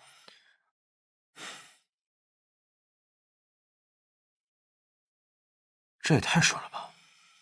破案不像说书那样一波三折，这应该就是做法失败，心智大乱了。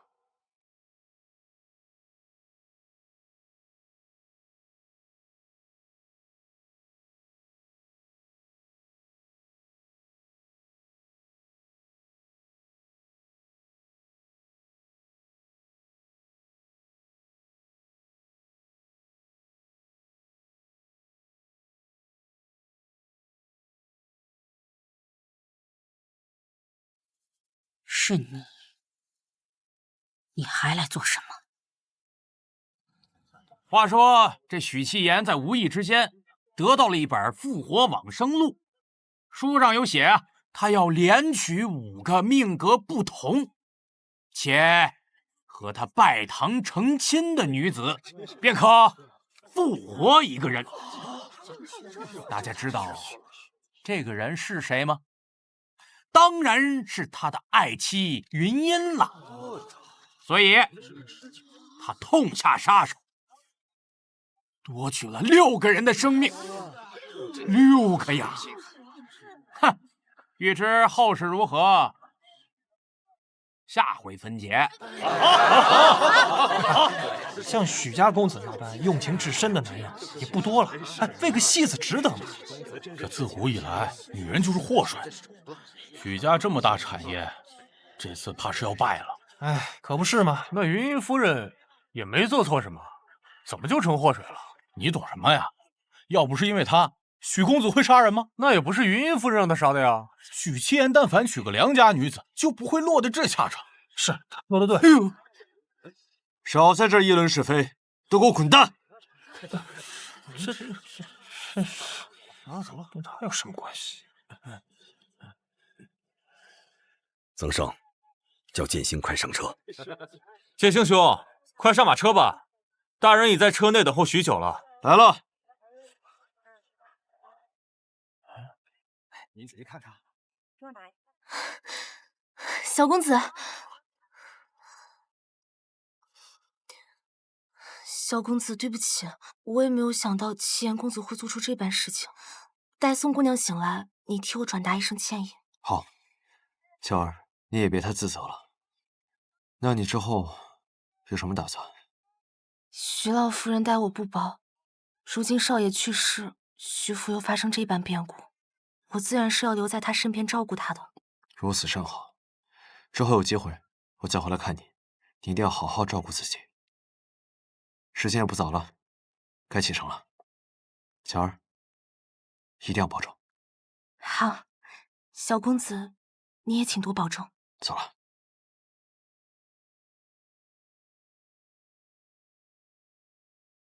走吧。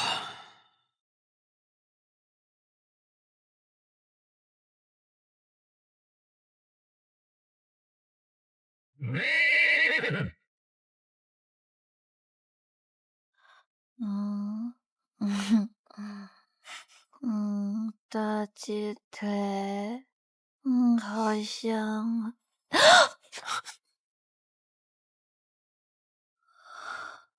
甜甜，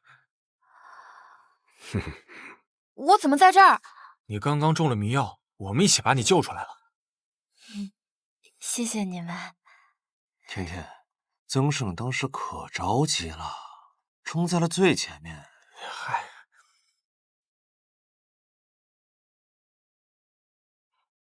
谢谢曾大哥。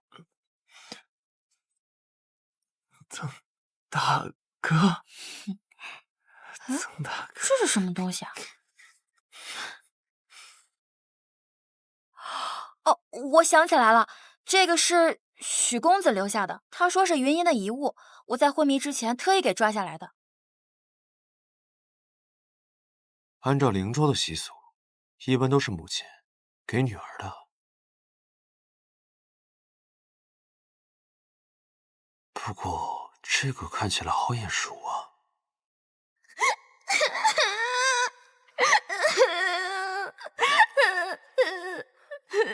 对不起，巧儿，我不是故意弄坏你的香囊的，我回去给你重买一个。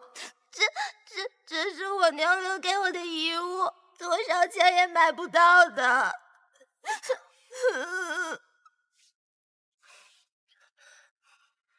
娘亲，娘亲，哎，慢着点儿，怎么了？娘亲，帮我做一个一模一样的出来吧。这香囊是谁的呀？巧儿的。这可有点难度了，这不是一般的绣法。你看，它这个针脚针法极其考究，难度非常大。你别说娘亲绣不出来了，只怕咱们灵州城啊都没有绣娘能绣得出来。巧儿这么善良，应该只是巧合。奇怪，怎么了？先前与许七言聊天，我问他几任新娘都是怎么死的，他非常相信那几个人都是云音的亡灵杀的，而且他坚定地认为云音与他心意相通，是嫉妒他娶心腹才回来杀的人。如果那几个新娘真的是他所杀，那他为什么这么说呢？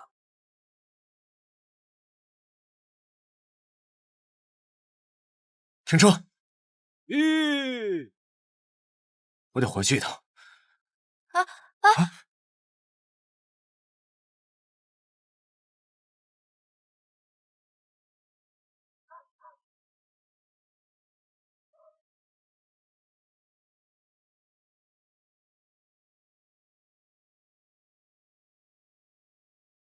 巧儿姑娘，我来还钥匙。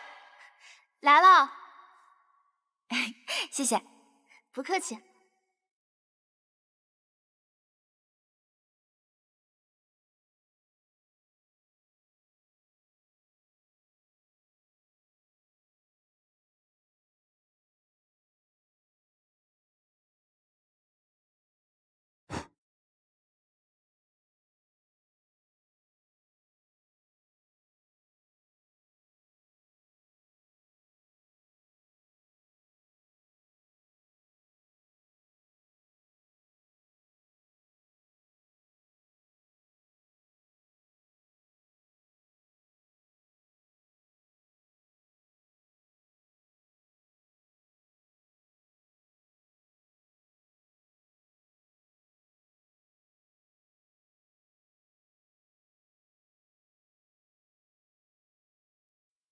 蜡烛的位置没人动过，我坐在这里，影子尚且达不到窗子的一半。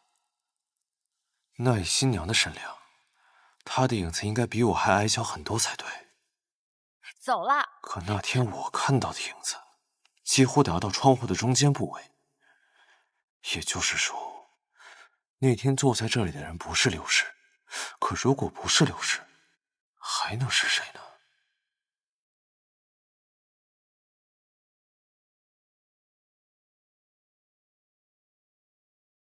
是白色纸线，是纸人。当时我看到的柳氏，其实是纸人。如果这里摆着的是纸人，就说明巧儿在撒谎。你在洞房里服侍柳氏的时候，她有什么奇怪的地方？我们家公子一直神神叨叨的，新娘被吓到了。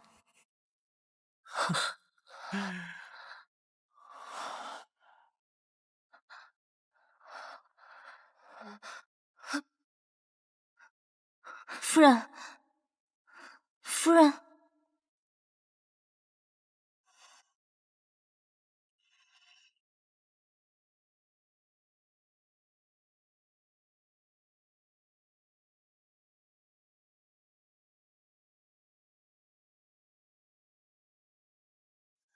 许七言离开后，柳氏应该是被下了迷药的，昏睡了过去。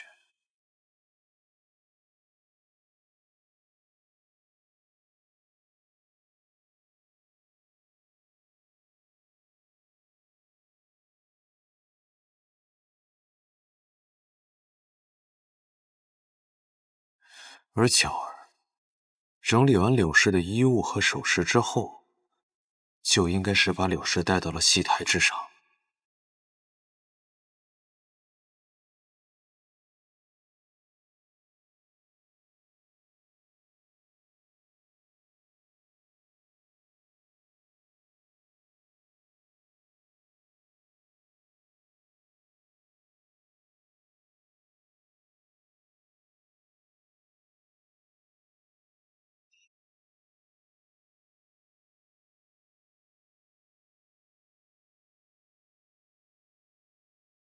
巧儿就算背他到了戏台，他比新娘也没有高太多、壮太多，他怎么把新娘送上房梁的呢？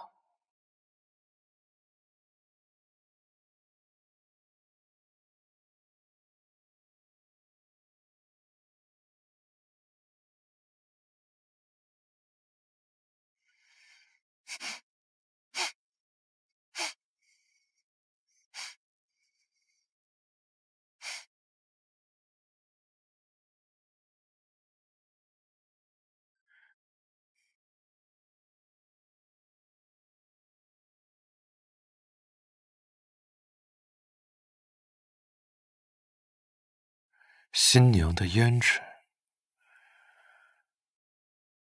我知道了。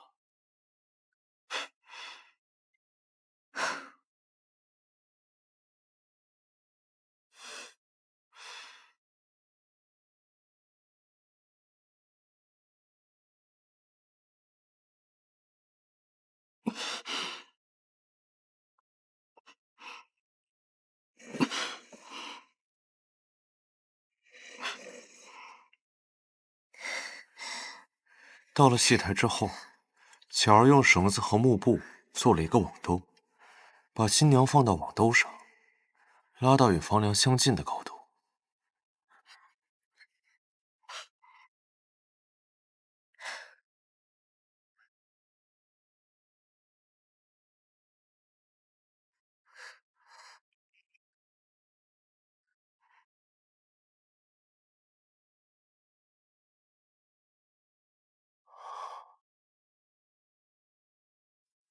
巧儿固定好新娘在房梁上的位置之后，再给新娘套好绳子，伪造一个新娘自杀的现场。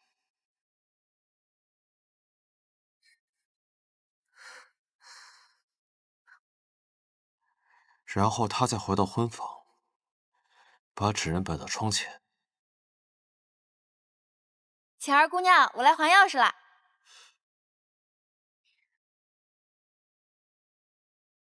巧儿，钥匙还给你，谢谢。不客气，那我就先回去了。好，你先忙。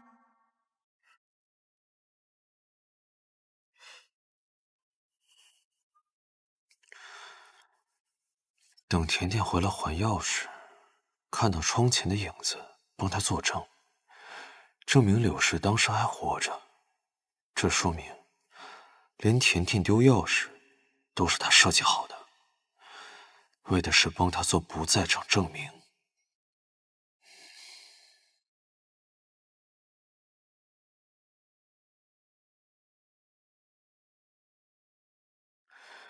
如果按照巧儿是真凶的方式推理，那么许七言便不是凶手。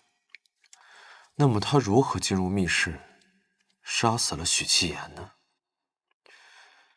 许七言的血迹和血渍都被清理过。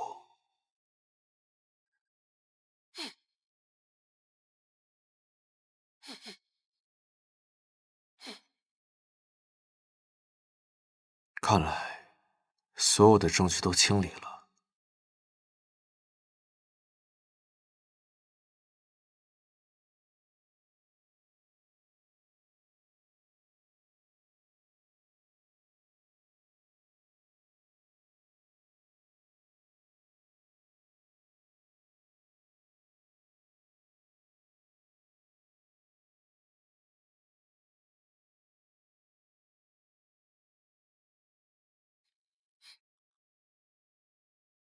腐尸、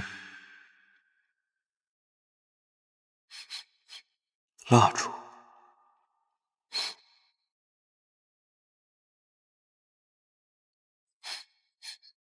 血。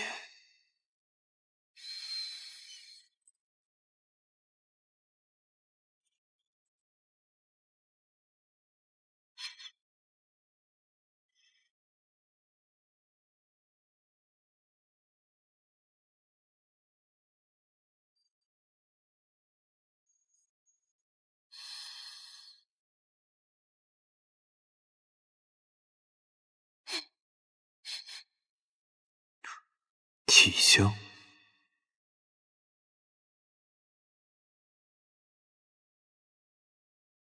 小公子。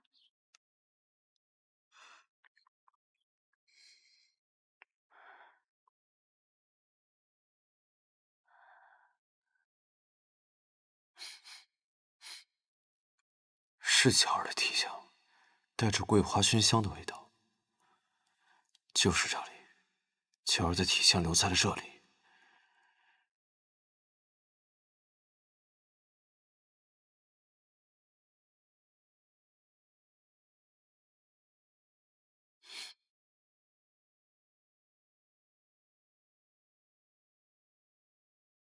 巧儿是如何杀完人，还能离开密室的？或者他根本就没有离开，而是藏在了纸人中。甜甜，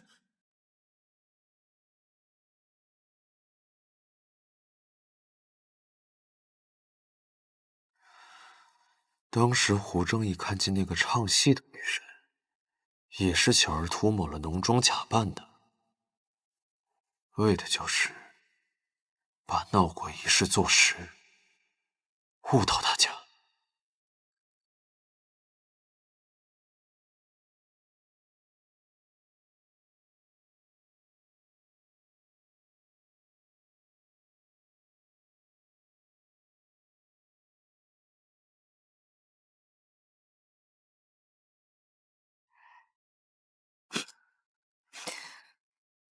公子还是这么聪明，我就知道你会猜出来。巧儿，我真没想到你心这么狠，杀害这么多无辜的人。无辜？谁是无辜的？这俩是你闺女啊？啊，是。几两银子？大的5两，小的3两。不行，太贵了。这小的送到将军府做丫鬟，人家都不一定要。这小的不值，大的值啊！大的会唱戏，你把它卖到戏班子，这铁定不值这个价。这也太可怜了。8两，就8两吧。姐，我不想跟姐姐分开。去。姐姐，我不想跟你分开。巧儿乖，巧儿不哭。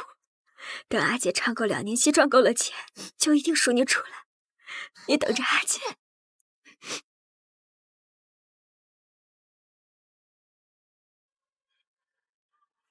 哎呀，你看看人家这身段，是好听啊，真的不错。哎，姐真漂亮，你听着，这段好啊。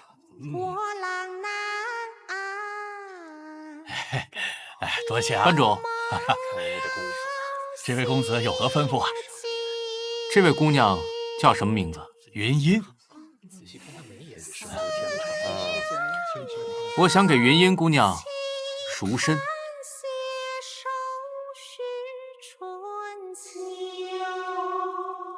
娘子，喝了这杯合卺酒，你我便是夫妻了。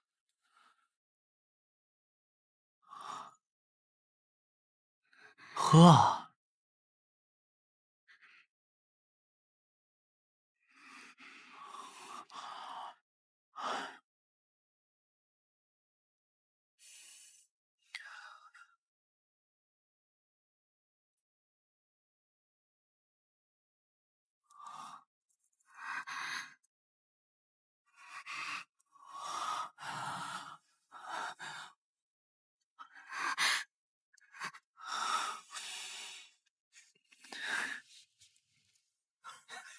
站住！别跑！云音夫人，别跑了，跟我们回去吧。各位大哥，你们行行好，放我走吧，我给你们跪下了。别废话，不要带我回去。走了，放开！我不要回去！放开我！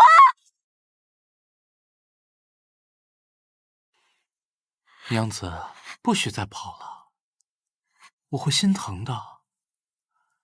你看，这是我新给你买的戏服，这颜色多衬你啊！你穿上一定美极了。娘子，我会让管家在府上修一个很大的戏台，到时候你想唱戏，随时都可以唱。而且，我会让下人们在府上种满你所有喜欢的花，所有你喜欢的东西，我都会满足你的。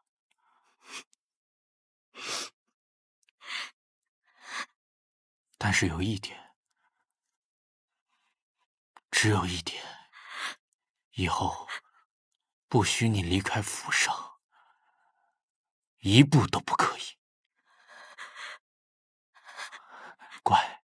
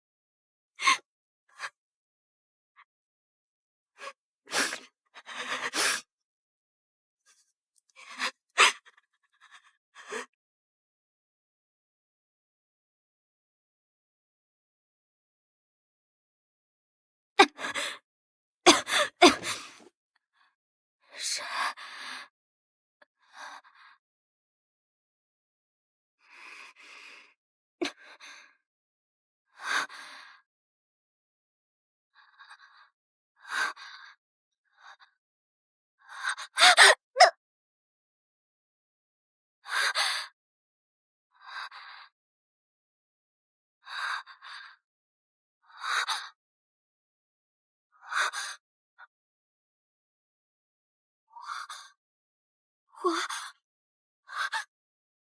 人！来人！快救我！来人！快来人！来人！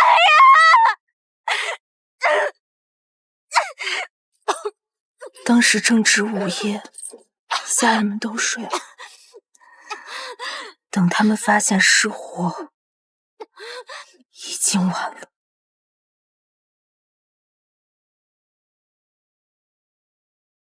所以云音是被火烧死的。如果是大火烧死的，都还算解脱了。可他倒是没死，浑身都是烧伤，还得了肺病，别说是唱戏了，连吃饭都困难。我熬了几个月才死。所以你是怎么知道这件事的？姐姐当年找到了我，与我书信往来了1年。关于她的事，一部分是从书信当中得知的，还有一部分是姐姐当年的贴身嬷嬷离去世前告诉我的。所以你进许家当丫鬟，是为了报仇？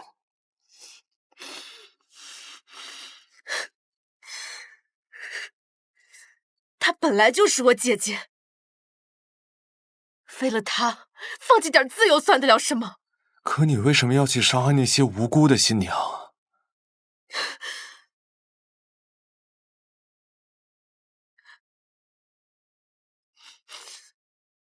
我是在帮他们，我是在帮他们。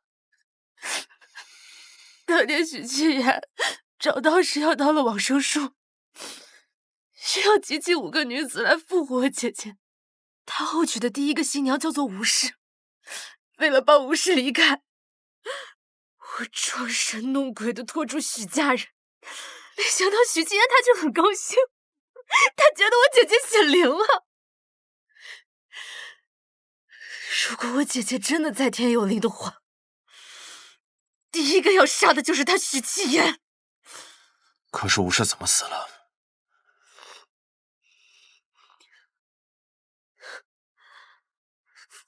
他逃走的时候，惊慌失措下跌进湖里淹死了，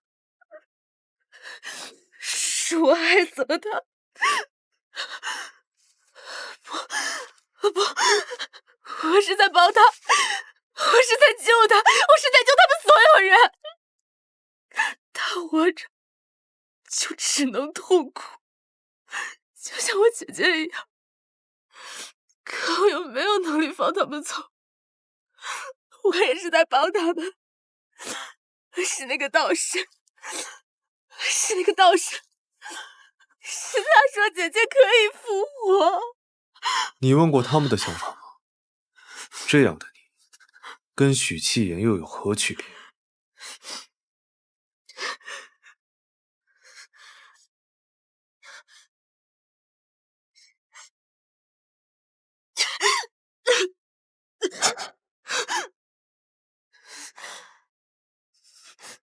巧儿，我会去地府给他们赔罪，不让许七言再靠近他们。公子，你知道吗？那几年是巧儿最开心的日子。桂花糕真好吃，巧儿还想再吃一块。好，巧儿，你听话，我带你去吃桂花糕。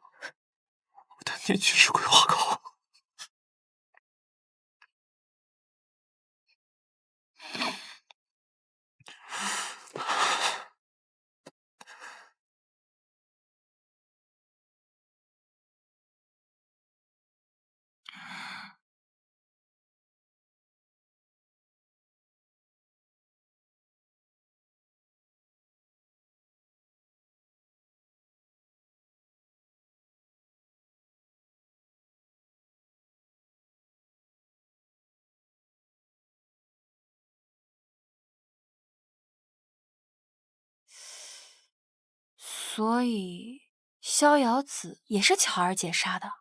逍遥子发现他杀了人，威胁他要钱，巧儿就把他灭了口。那他为什么不杀徐老太呢？想必是因为许夫人待他亲如骨肉，他下不了手吧。有道理。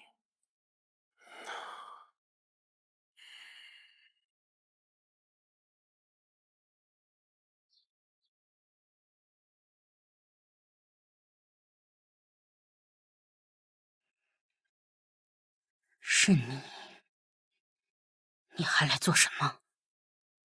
老太太，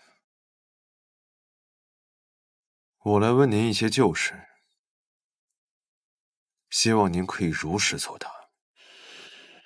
你问吧。当年，一众官员集体上书弹劾李作将军谋反，其中就有徐老先生吧？是，我劝过他，但他受人蛊惑，全然不听老朽的劝诫，真不知是信还是不信。李将军被弹劾一事，还未得圣裁，便遭到了灭门之祸。虽然身陨族灭，但终究还是保全了一世英名。弹劾李作将军的还有谁？我就是一介女流，他从不让我掺和。不过什么？我倒是想起了一个人，在他们密会弹劾李将军的时候，我见过他。谁？就是跟你们一起来的胡先生。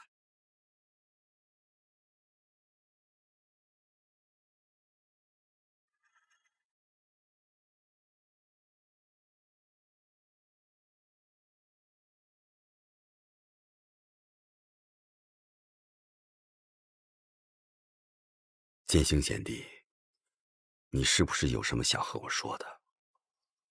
不，我只是回忆起了很多奇奇怪怪的事，也想起了曾经许多未曾想到的事情罢了。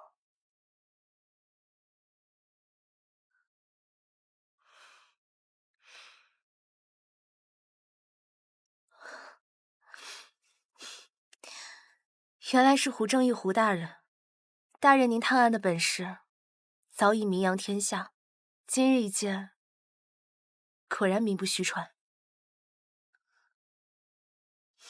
没错，新娘是我杀的。灵州官府会审理此案，把我送到官府里去吧。你既承认得如此干脆，想必早已明了死之。如今许公子已死，即便将你送入大狱，想你也不会等到认罪伏诛的那一天。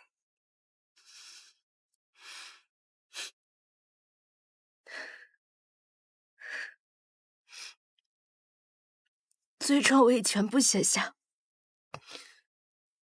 放到徐府的前厅了。唉，你又何必？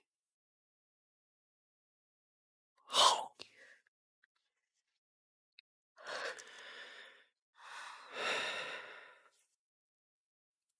我还想问你，李作将军和李夫人，他们生前有没有什么仇家？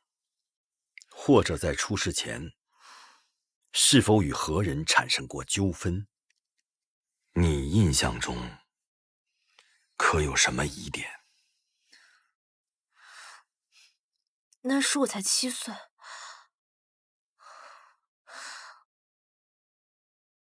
不过当时我在柴房里，好像隐隐约约听那些杀手说了些奇怪的话。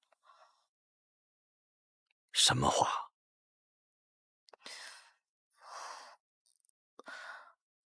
好像是与圣人登基有关，不过具体的我也记不清了。那时我实在是太害怕了。原来如此，你有什么感悟？感悟倒是不少。我在胡大人身边学习到了不少断案的本领，思来想去，收获颇多。平地一声马屁，你一定是憋着什么坏的。不过这次的摘天灯大会，据说呀，有10几个国家的商队要来，好玩的事情还在后头。未来会发生什么，真是让人期待。